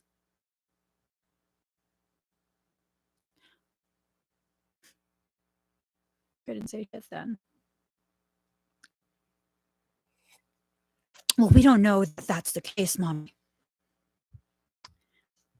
Actually, we do. When I have confirmed Asperger's diagnoses for my children. So, no, we're not participating in your bullshit today. We're just not. We're not, you know? Yeah. This is not conspiracy theory time. This is listen to the mother who stays at home and devotes her entire existence to the lives of these little human beings. She knows them inside and out. And when they take naps, she goes on the internet and researches actual medical terms, not conspiracy theories. She looks at double blind independent studies regarding the efficacy and safety of inoculation. She knows the proper terms. I'm not talking about thimerosal. That was never actually the issue. The issue was the adjuvant. You can't remove that because that's the very thing that triggers an immune response from the body. Outside of the adjuvant being present, the body doesn't know because you've bypassed the mucous membranes and it hasn't been given the proper time to launch a proper offensive. Like, you don't know this? You're the doctor. Pathogens enter through mucous membranes. This is unnatural. You're injecting a pathogen into muscle. There are no detectors in the muscle. That's why you have an adjuvant, because then the body registers like, holy shit, there's something fucking happening in the arm. Everybody go there and check. That's why. You guys got to learn your things. Not so you can debate with people. Like, I think debates are the dumbest thing ever. People have already made up their minds on what they're going to do for themselves and their children. It's not my place to convince anyone. It's my place to know so I can make an informed medical decision for myself and my family. Same thing happens or applies with relationships, business partnerships, all of that. It applies to every aspect of your life. Every single aspect of your life. Taking accountability is more than just, in hindsight, looking back and seeing like, oh, yeah, that was a decision that I made on my end that led to this. It also has to do with you kind of learning from that and being able to apply what you learned from that hindsight 2020 so that you can have clear vision for future attempts.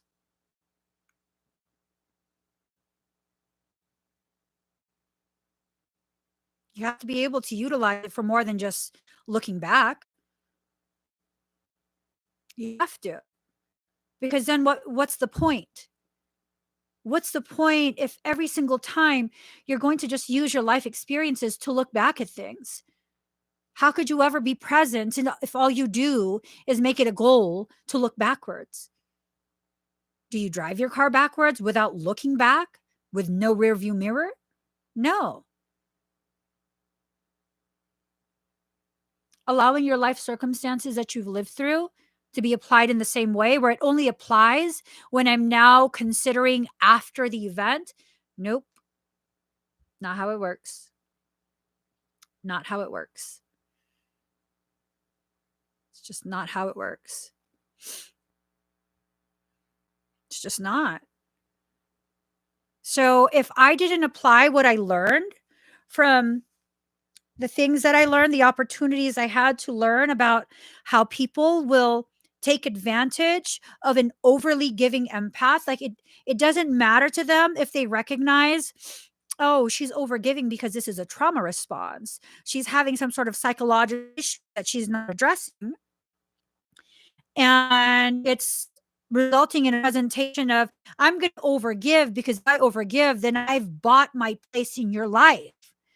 You can't reject me and abandon me. You need me. So let me create a dependency so that I can feel safe enough to be present with you.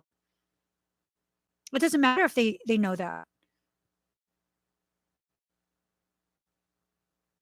If it's free, right? If you're willing to, they will, right? For many people, yeah. That is absolutely right. That's absolutely accurate. Does that mean this world is a bad place? No. It means it's time for us to be realistic about our understanding of the types of people in this world. There is still a lot of goodness in this world. There is still a lot of goodness in this world.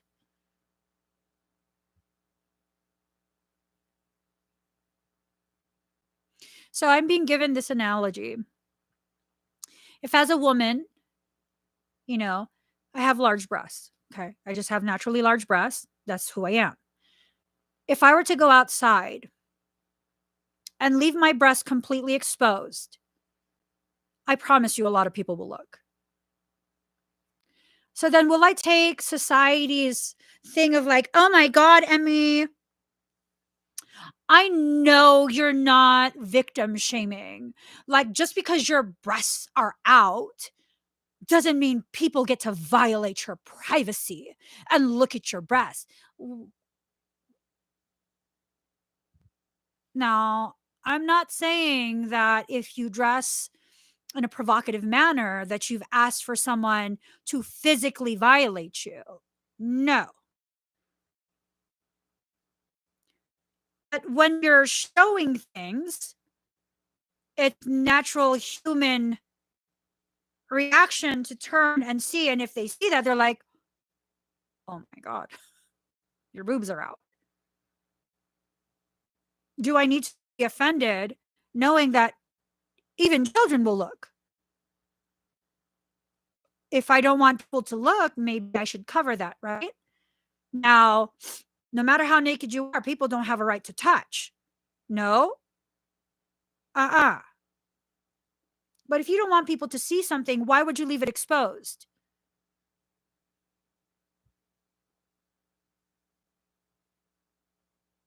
Why would you leave it exposed? Because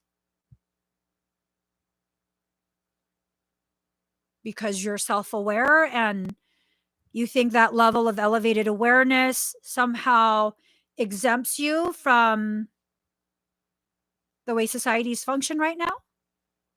I mean, we can work together to get to the point where we can structure societies where it's okay for you to be naked. It's normal, natural. I really have no problem with nakedness.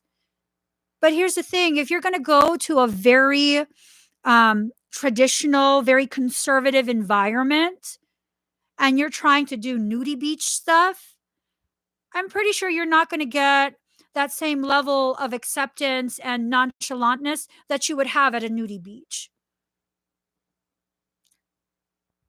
So, what am I trying to get at?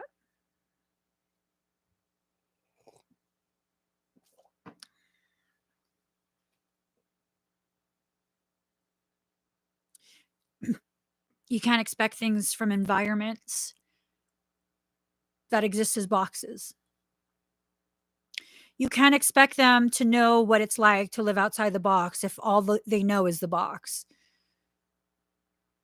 You can still be who you are. You can still be naked AF, but you're going to get looks. You're going to get reactions. And if that's something that's going to bother you, you're going to have to exit that box. You have to go to another space where that's totally acceptable, not just tolerable, but acceptable. If you can't be naked in your truth in the environment that you live in right now. You're going to have to rebel against the standard and exit that environment. And people ask me, like, oh, how come you never hang out anymore? I don't know. Sure, it has nothing to do with the way you've treated me in the past. I'm sure it has everything to do with just me. Yeah. Yeah. And yeah. No, totally has nothing to do with you. Never mind the fact that you shamed me for being who I am and it made you uncomfortable for me to just quietly exist as I am. Yeah. Sorry. Just too busy. Too busy being a bruja. Yeah. Mhm. Oh, why do you have to do that, like, weird witch shit? What witch shit? Reading tarot cards? Well, then why do you ask why I don't come around? I do weird witch shit. Why do you need me around? I do weird witch shit. That's me, rebelling against the standard. I refuse.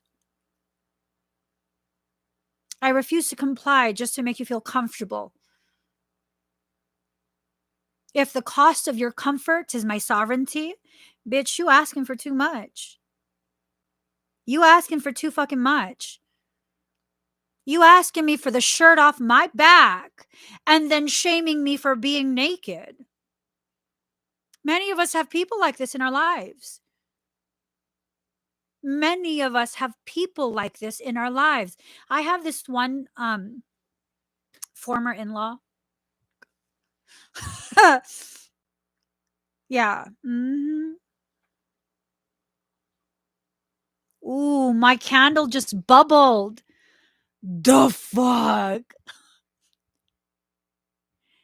I've never had a candle bubble before. What the fuck? I feel like that's confirmation. She's a demon horse. Okay, anyways. Um, like she totally will be like, "Hey sis. Hey, what's up? Sis, oh my god, this like this bird kept tapping on my window. I feel like that's like my ex that passed. Is he like visiting me? I don't know if it feels like it to you. I mean, maybe the bird was just like the reflection or whatever. No, but like could you read that for me? Like, I don't know. It's like however you decide to take it because, like I don't know. I gotta go. I have a client. Oh, okay. I love you, sis. Okay, thanks. Bye.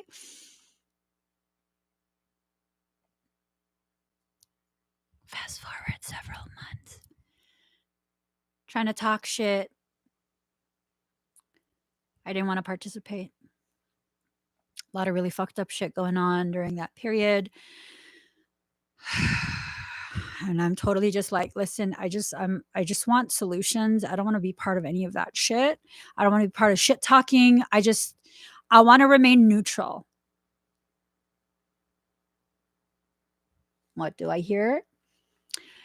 Yeah, so like she said that like you're a witch and like you do spells and stuff. Oh, yeah?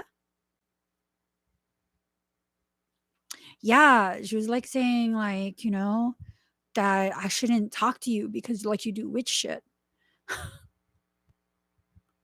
Yeah? Yeah, like you work with demons and stuff. That's funny. That's funny. That's funny. Yeah. Hey sis. That's hilarious. Yeah. Like, no, no, no, no. I don't, it's just because, she's like a Christian. That makes it worse. Let me just keep my mouth shut. This Christian, this good Christian. And then I don't think this person is representative of any Christians. I want to put that right there first.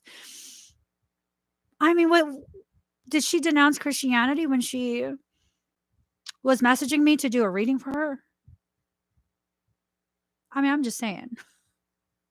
The moment I don't want to talk shit with you about my blood, now I'm a fucking witch. Oh, now I'm a witch. Bitch, I've been a witch my whole fucking life.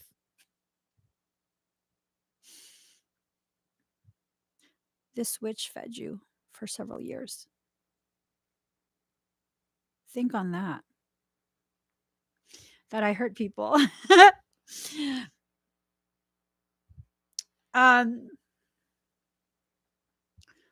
When you take in food, that energy is now internal.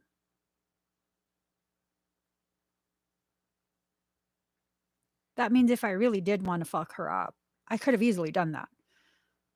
And I think being yourself and fucking asinine, I think you punish yourself enough. I'm just gonna live my life far, far, far from you.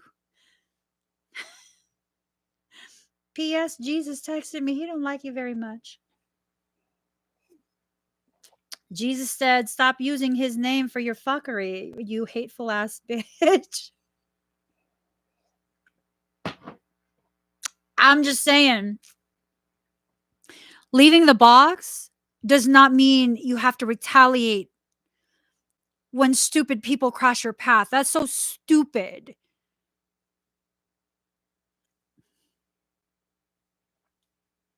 This is a person who I know has a history.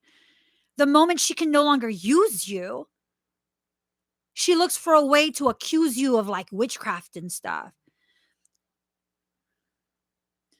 She's like telling me about shit about like, oh my God, she helped me so much, but I had to walk away because she's like doing demonic things. I'm like, what are you talking about? Like, she was doing crystal stuff. Are you fucking stupid? How is that demonic? Like, crystals are demonic. Who the fuck do you think made crystals? Isn't it in your book that God made everything? Are you fucking crazy? Well, but you wonder why I don't want to hang out with your ass. You're not only are you crazy, you're fucking idiotic. You're idiotic. That's idiotic shit right there. That's not even me talking shit. That's just me properly identifying. Yeah. And then when she realized like I'm good with crystals, like there's just no hocus pocus shit. They're just pretty. They're pretty. She tried to tell me like, oh yeah, no, she sells crystals, you know, like she makes gorgeous stuff, like, you know, centerpieces and stuff. And she sells them for like a lot of money. I don't give a shit. I don't give a shit. I just don't bring drama to me. I really don't give a shit what you do. I don't give a shit if you like rocks or not. Yeah, no, like for all y'all who are like religious, serious question. If you know other religious people who are like crystals are evil, they are of the devil. I mean, do you really believe God is like omnipotent, omnipowerful, omnipresent, the creator of all things? Because I mean, who made the crystals then? Exactly, Billy. Exactly. Even the priest's breastplates have crystals in them. That's in the Bible.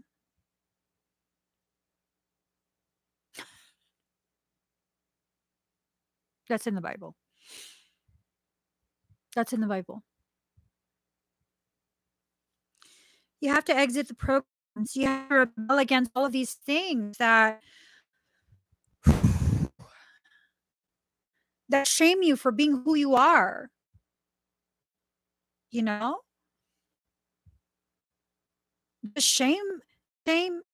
That's all people try and fling around when it comes to the empaths and Pisceans. Shame you for this, shame you for that. You should have done more. You're doing too much. How about just let you live?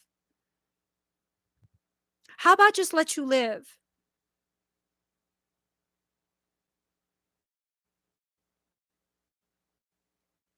How about allowing yourself to just, you know, um, be who you are? Allow yourself to really, really explore who that is, get to know yourself. You should probably do your own reading then. You should probably do your own live stream so that you can give your messages on your live stream.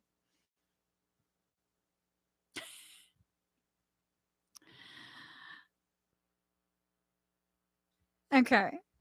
I'm still pissy for the past few days. I'm still pissy. Card number 29, seeing the true you. Maybe you need to recognize that the true you is capable of seeing the intent of others. Just like really seeing the intent. I know the intent there is to gain some sort of curiosity, by commenting and commenting like, oh, I did this reading and blah, blah, blah, blah, blah. Like, bro, start your own channel, do your own readings there. Beautiful. Don't advertise here. And I've had enough experiences where people will be like, oh my God, girl, I missed you. Like, who the fuck are you? I don't know you. That's how it starts. I'm just going to be flat out, balls out, like honest. That's how it starts. People will see that and they'll be like, oh, Emmie knows this person. I do not know that person at all. I don't know that person at all. I don't know who that is. And then they're like, oh, I did this, this, and this. And like, you see this, and this, and this. And like, hey, guys, you're not going to advertise on my channel. Is it because I'm jealous? No. It's because it's usually demon whore people. I use that as an adjective. Demon whores, as an adjective, is a descriptive word for people who are used by demonics to try and infiltrate my space. I get that a lot. And why would they do that? Well, because the audience trusts me implicitly. You guys trust me so deeply that anyone who's associated with me will also receive, by extension of that association, your trust. I will protect you from that, and I will go ahead and risk looking like a total bitch. I don't give a fuck. For real. I don't give a fuck if I look like a bitch. You guys have trusted me so completely. I will always protect you from the fucking bullshit. That's how it is here. I do not know that person. If you're drawn to them, go right ahead. But I will not allow someone to come in, some fucking interloper, to come in and make it seem like we buddies, we read together. Nope. Nope. Not here. Nope. Now, at no point will I ever stop you guys from watching other people, from getting services from other people. By all means, if you're drawn to someone, go right ahead. Do what you need to get your truths. Understand yourself. I'm just one person. I can only see from one aspect. I can never be the end all be all for you. I can only hope to walk with you for as long as you want. And then, by all means, have a beautiful life. Have a beautiful journey. I've had that happen before. Fuck that shit. Fuck that shit. Where my people who trusted me got infected because I brought someone else on and they thought they could trust that. No, fuck that shit. No more. No fucking more of that shit. Nope. I don't fucking think so. New birth guarded vigilantly. And that's the thing. That's what you guys are witnessing right now. Me guarding new birth vigilantly. Many people who come and share space with me, even if it's for a short period, you are newly birthing yourself. You come here and you share space with me because you feel safe here. I will always maintain that.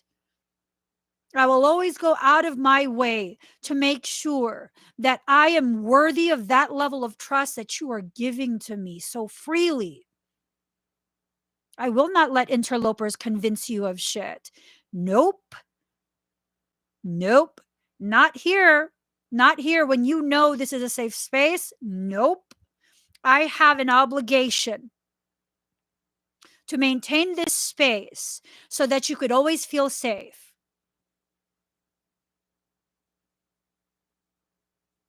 That's me rebelling against the standard. Because really, what's the standard? Well, I better not say anything because if I say something, I'm going to look like I'm jealous. Jealous of what? Jealous of what? The job that I do is my sole purpose. It's my destiny. It's not an aspiration. See, that's the difference. I'm not aspiring to be this. I am this. When someone aspires to be that, it's not necessarily a bad thing, but like, what's your intention when you are that? Like, I don't go on someone else's videos and do any of that ever. And there's times where, before I was on someone's video and I was getting messages for someone in the audience. And let me just leave it alone.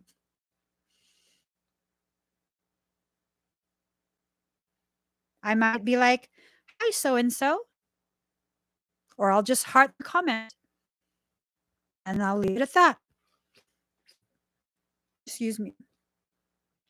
Just acknowledging that their soul reached out, but they are free to receive that acknowledgement as an invitation or as like, that's, I don't know her. Okay, that's okay. That's okay. It's okay for me to have this stance. It's okay for me to be passionate in my desire to always be worthy of not just your respect, but your trust. Trust is a precious thing. It is a very precious thing. Oops. So this card came up in reverse. What do you feel? Do you know what you feel? Are you honoring what you feel? Are you allowing yourself to be silently bullied into further silence? Speak your damn truth. Guess what? We live in societies where you're damned if you do and you're damned if you don't. You might as well speak so you don't damn yourself inside either.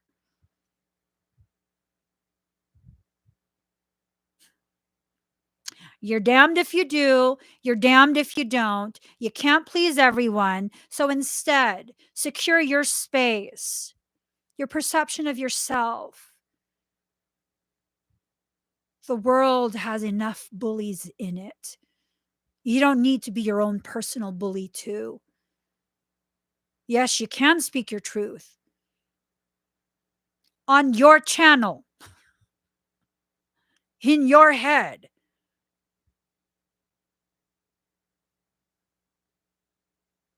When all you do is respect people's space, when all you do is be mindful of how your presence affects other people, and I know that's how I am all the time, then I have a right to be this way as well.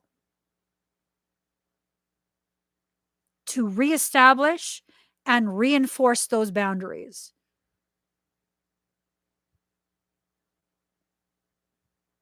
It's time for me to give myself permission and to be vocal about the type of permission and why.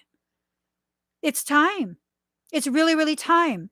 As someone who understood at one point, I understood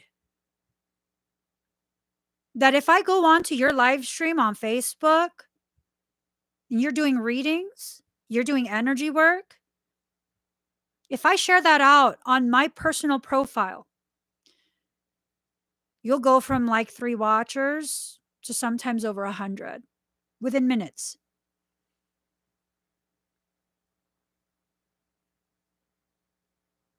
I understand the gravity of what I'm drawn to and the sharing of that.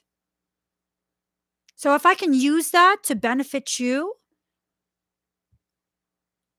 well, then why would it be wrong for me to use that same understanding of that same gravity to speak my truth, to explain why, and to give you the opportunity to learn something for yourself or maybe confirm what you were already in the process of learning?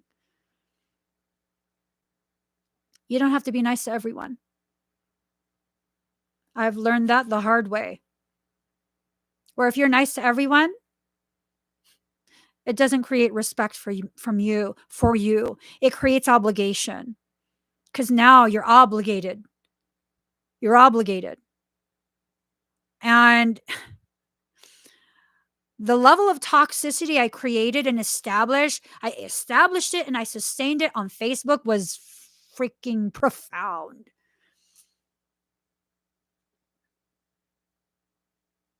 I had someone decide I was their friend on Facebook. I mean, that's an honor for you to consider me your friend. Do I reciprocate? Probably not. I don't really know you. And I'm very skittish around people I don't know. But she deemed that I was her friend. And I guess this is what friends do. I don't know. She just one day randomly hit me up and said she needs to move and she wants me to send her money. And, she won't ask for too much. It's just only like $1,500.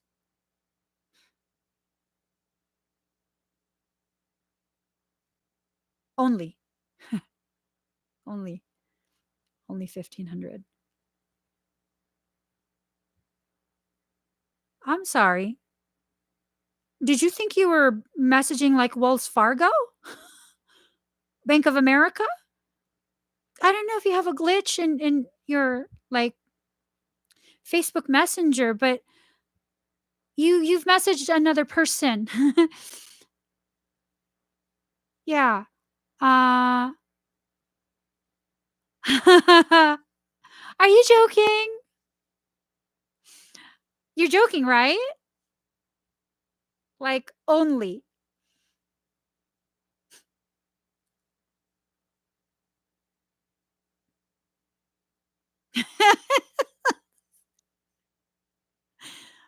Only. That's funny. That's funny. Uh no. I don't know if you're joking. Are you joking? Because um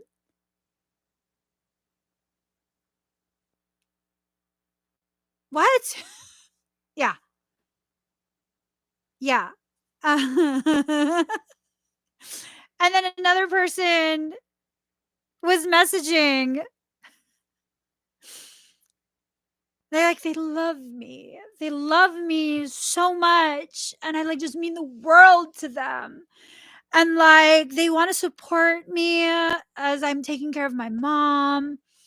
And like they've just come into some like, inheritance, but they're in this state or country or something, and they don't have the money to get to, you know, this other place. And if I could just give them like 10 grand in advance, like when they get to that other place and they do all the paperwork, they're going to get their inheritance and they're going to like quadruple that money. I'm sorry, what? Only. Yeah, they only need like 10,000. It's just in advance. And then they'll not only will they pay it back, and this is someone who had been like in my audience for a while. Yeah. And I was like, um, I don't have that kind of money to give you. I would love to help you, but I just really am not comfortable with this type of conversation. Oh, no, but Emmy, it's only 10 grand. Like, I could pay you back like immediately, like within the week once I arrive. No, I'm not giving you $10,000, even if you're going to quadruple the payback. And then they kept messaging. But you don't understand. I love you so much and I want to support. No, bro, I said no. And then so I believe I banned them from messaging me any further. Here's the kicker. They then went on my private Emmie Evolving group on Facebook and began talking about they are mentally unstable at this point. They don't know how they're going to live because I've banned them from messaging me.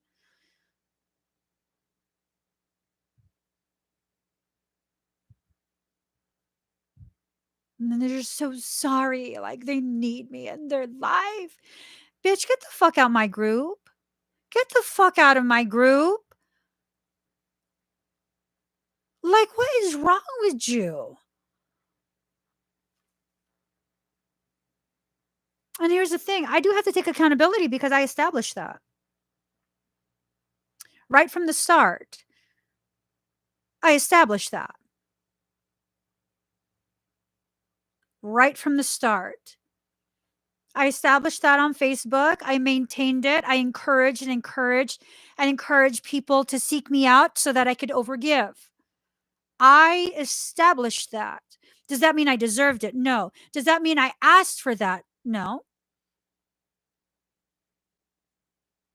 Was I aware that I was doing that? No. And then when I became aware, should I be pissed off? Well, I mean, you can be pissed off, but if you recognize you co-created that, just don't do that anymore.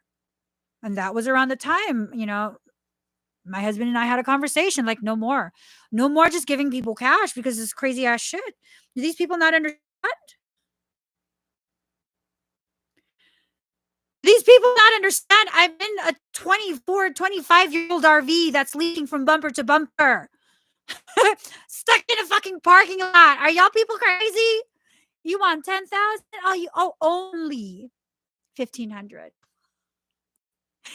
Oh, what the fuck? DW's at its finest. You might have started it, but you ended it too. Oh, amen. Amen to that. Amun Ra. Amun Ra. Yeah. Yeah.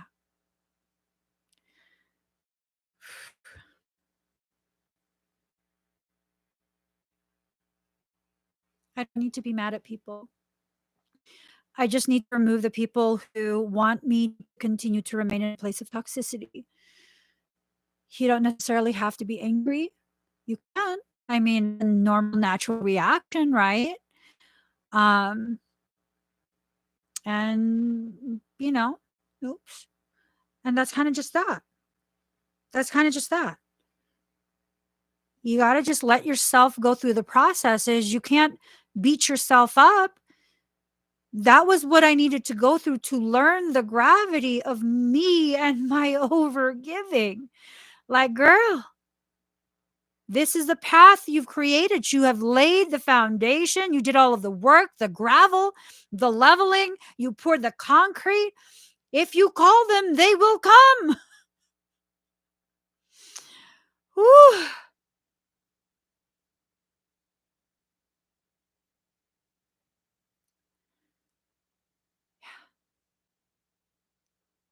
If you call them, they will come. No matter how nice you are, if you're willing to give, the takers of the world will gladly receive. So long as you continue to give to that dynamic, it will continue to exist.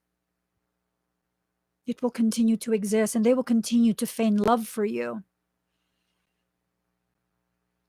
They will continue to feign love for you, because if that's the price for that exchange, that's nothing. That's nothing. Like for me, it's hard for me to tell people that I love them if I don't really feel that. You know what I mean? There's some people who I'm not very close to, but I just have a love for you. Like I have a love for you and it feels right. Sometimes when I say it, sometimes at the end of live streams, like I love you guys. Like I feel it. I feel it in my heart. Like there's this love. And it's just asking to be acknowledged. It's not asking for me to convince you. It just wants to be acknowledged that it exists there in my chest. And so I have to say it as I exhale it. And it's just this love that you exist, that you share the space with me on my journey. It's not any of this like, obligation, like, I love you. Now you have to be present. I once had someone tell me something about like, I mean, these people love you. Like, they'll do whatever you say. You should sick them on that motherfucker. And I'm like, that's fucking ugly. That's ugly. Why would I do that? That's ugly. That was a time and there were a lot of people doing really fucked up to me publicly. Really fucked up shit. This person wasn't being malicious. They were like, Emmie, I'm sick and tired of people fucking with you. You have thousands of people who love you. Talk about it. Tell them, use their names and send these people to them. And I'm like, no, you can't do that. This is between me and like 12 other people. I can't handle my own shit. And this person was pissed. They were pissed. They were pissed. It was out of love. And I'm learning, you know, me playing the victim and telling you to defend me is not the same as me standing in my truth and you being triggered by the viewing, the knowing of other people doing this to me. And because you love me, it makes it very difficult for you to just sit and watch and not say something, not be moved by it, not take action. Those are two separate things. And I'm still in the process of learning, like, I shouldn't stop you guys from loving me in that way. Like, I would go to war for you. Why do I stop you from even speaking on my behalf? That's not fair. That's not balanced. I'm asking you to learn to speak your truth. And the moment you start speaking your truth in defense of me, I'm like, no, no, no, no, no, be quiet. That's not fair. That's not balanced. That's not healthy. That's still a form of overgiving. I'm learning. I'm learning to rebel against my standard of imbalance. And you guys are helping me learn that. You guys are absolutely helping me learn that. So it's not just me sitting up here and being a teacher. It's us learning together in this school of life. It's a classroom. This is just a classroom. And life is the entire campus. This is just a classroom. And I hope this is a classroom where it's your favorite period of the day, where you feel like you can really learn something here about yourself. And not because I'm lecturing you, but because any good teacher knows you don't teach a child through memorization. You teach them how to think for themselves and you present them the information and let them make you proud by showing you how much they can think for themselves. Holding that space, sometimes holding their hand, knowing that at some point the period will end, they'll go on to a different class, but hopefully the next day they're in class again. Learning together, just doing it together. You know what I mean? Where there's no need for someone to be above or less than. You know, I teach classes for real. I teach classes every Saturday. And then sometimes I do live workshops. And I just made available my certification program. So with that, it's like this thing of, I love it. I love my weekly classes. I love my certification program. You know why I love it? Because everyone kind of just comes together as equals. There's no hierarchy. There's no like, oh, how long have you been doing energy work? Oh, what have you certified in? There's none of that. There's literally no talk of that. Someone comes into class, they don't know something. Another person in class volunteers some information, encourages them. Don't worry, I went through that too. Don't worry, just hang in there. It's fucking beautiful. It's beautiful. No one in class is trying to get the attention and have the class all about them. It's beautiful. It's about, let's learn this together. Let's share thoughts together. Let's experience something together. And it's a togetherness, and that's it. That's it. My program is small for a reason. I don't advertise it much. Actually, I don't advertise it at all. Once in a while, you'll hear me talk about it on a live stream in passing, and that's it. There's no ads on any social media. There's none of that. Why? Because I don't need ego-driven bullshit. I need quality, not quantity.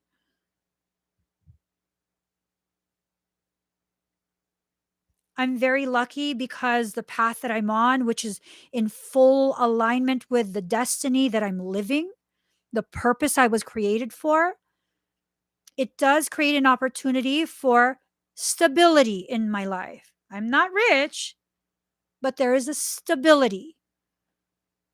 And because there's a stability, I can focus on the quality. The quality. I live a very simple life, you guys.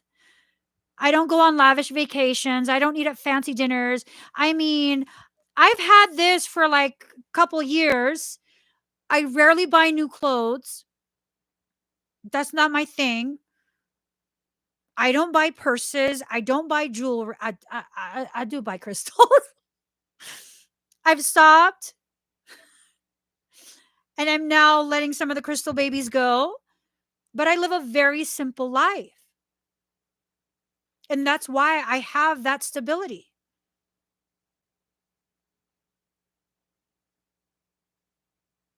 The only time I bought another car was when I realized I literally cannot live in the mountain where it snows with a 4x2.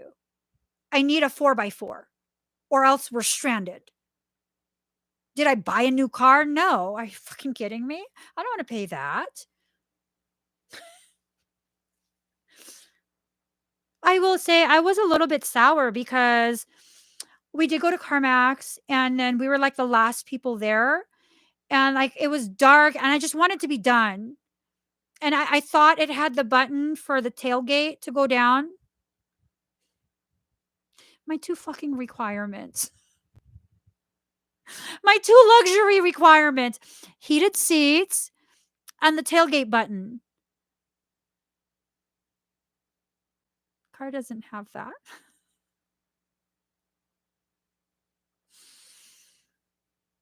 I'm not trading shit in. I gotta deal with it. Imma just deal with it, deal with life and disappointment. It's fine. It'll work. It's perfectly fine. We're fine. Ass is cold, but we're fine. Live a simple life. Live a simple life.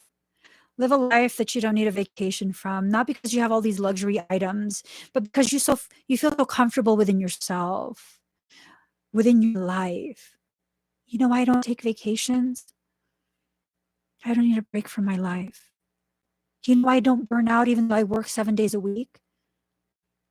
Because I'm living. I'm not working, I'm living. This is who I am.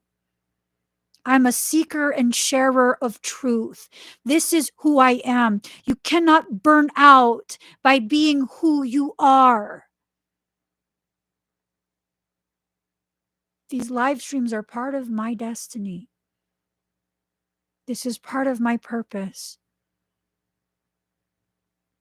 You can't burn out when you're just living and being who you are. So live. Be who you are. Be successful. And that definition of success is not money. It's about feeling satisfied with the work that you do. I provide damn good work. I provide work that if you're willing, when you're ready, it can absolutely alter the course of your entire life. The way you see yourself, the way you see the world, the way you function in it. It can absolutely alter all of that. One of the most powerful things that I often get told in sessions, doesn't even matter what kind of session it is. One of the most powerful things, and I'm grateful every time I hear it, it humbles me. It doesn't make me feel like I'm the shit. It makes me feel like I have to work harder to make sure I'm able to sustain this, to elevate it, to take it to higher levels. And that thing is, you've done for me in 1 hour what therapists and psychiatrists have been trying to do for fucking several years. In 1 hour, you've helped me to see more and heal myself more than my therapist and my medications for 6, 7, 8 years. It is not uncommon for someone to be on medications, not just psychiatric, but all sorts of different medications. We work together and they're no longer taking those medications because they don't need to.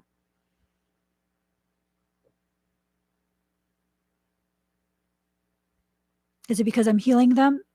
Or is it because I'm holding such a sacred space that they can let go of those crutches? And what does that crutch represent? Your belief that you are broken.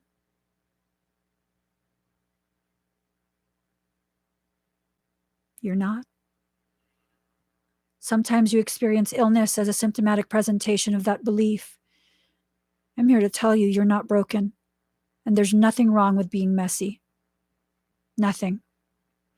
You can look up a lot of studies that state the most highly gifted, the most profoundly intelligent, have messy handwriting and messy bedrooms, messy offices.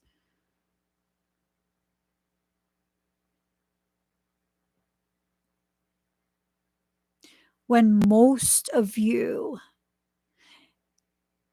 is allocated towards the aesthetics, less of your energy is allocated towards your growth. And people might be like, well, Emmie, like, look what you did in, I'm finally in an office, not in a closet. It's no more bed sheet in back of me. But, well, look what you did. I mean, are you saying you can't? No, I'm saying in the time that it took me to anchor those in and the shelf behind me, that is time I had to be focused and time that was taken away from me understanding what I'm doing with my work. It's not bad. It's not a bad thing to have that, to want that. It's not a bad thing. But if that's all you are, the aesthetic, that's a projection, external projection of my internal circumstance. But that's not me. I'm not that. I'm so much more, and so are you. So my team is letting me know it's time to go. I have sessions starting. Please give this video a thumbs up. If you haven't already subscribed, please do subscribe.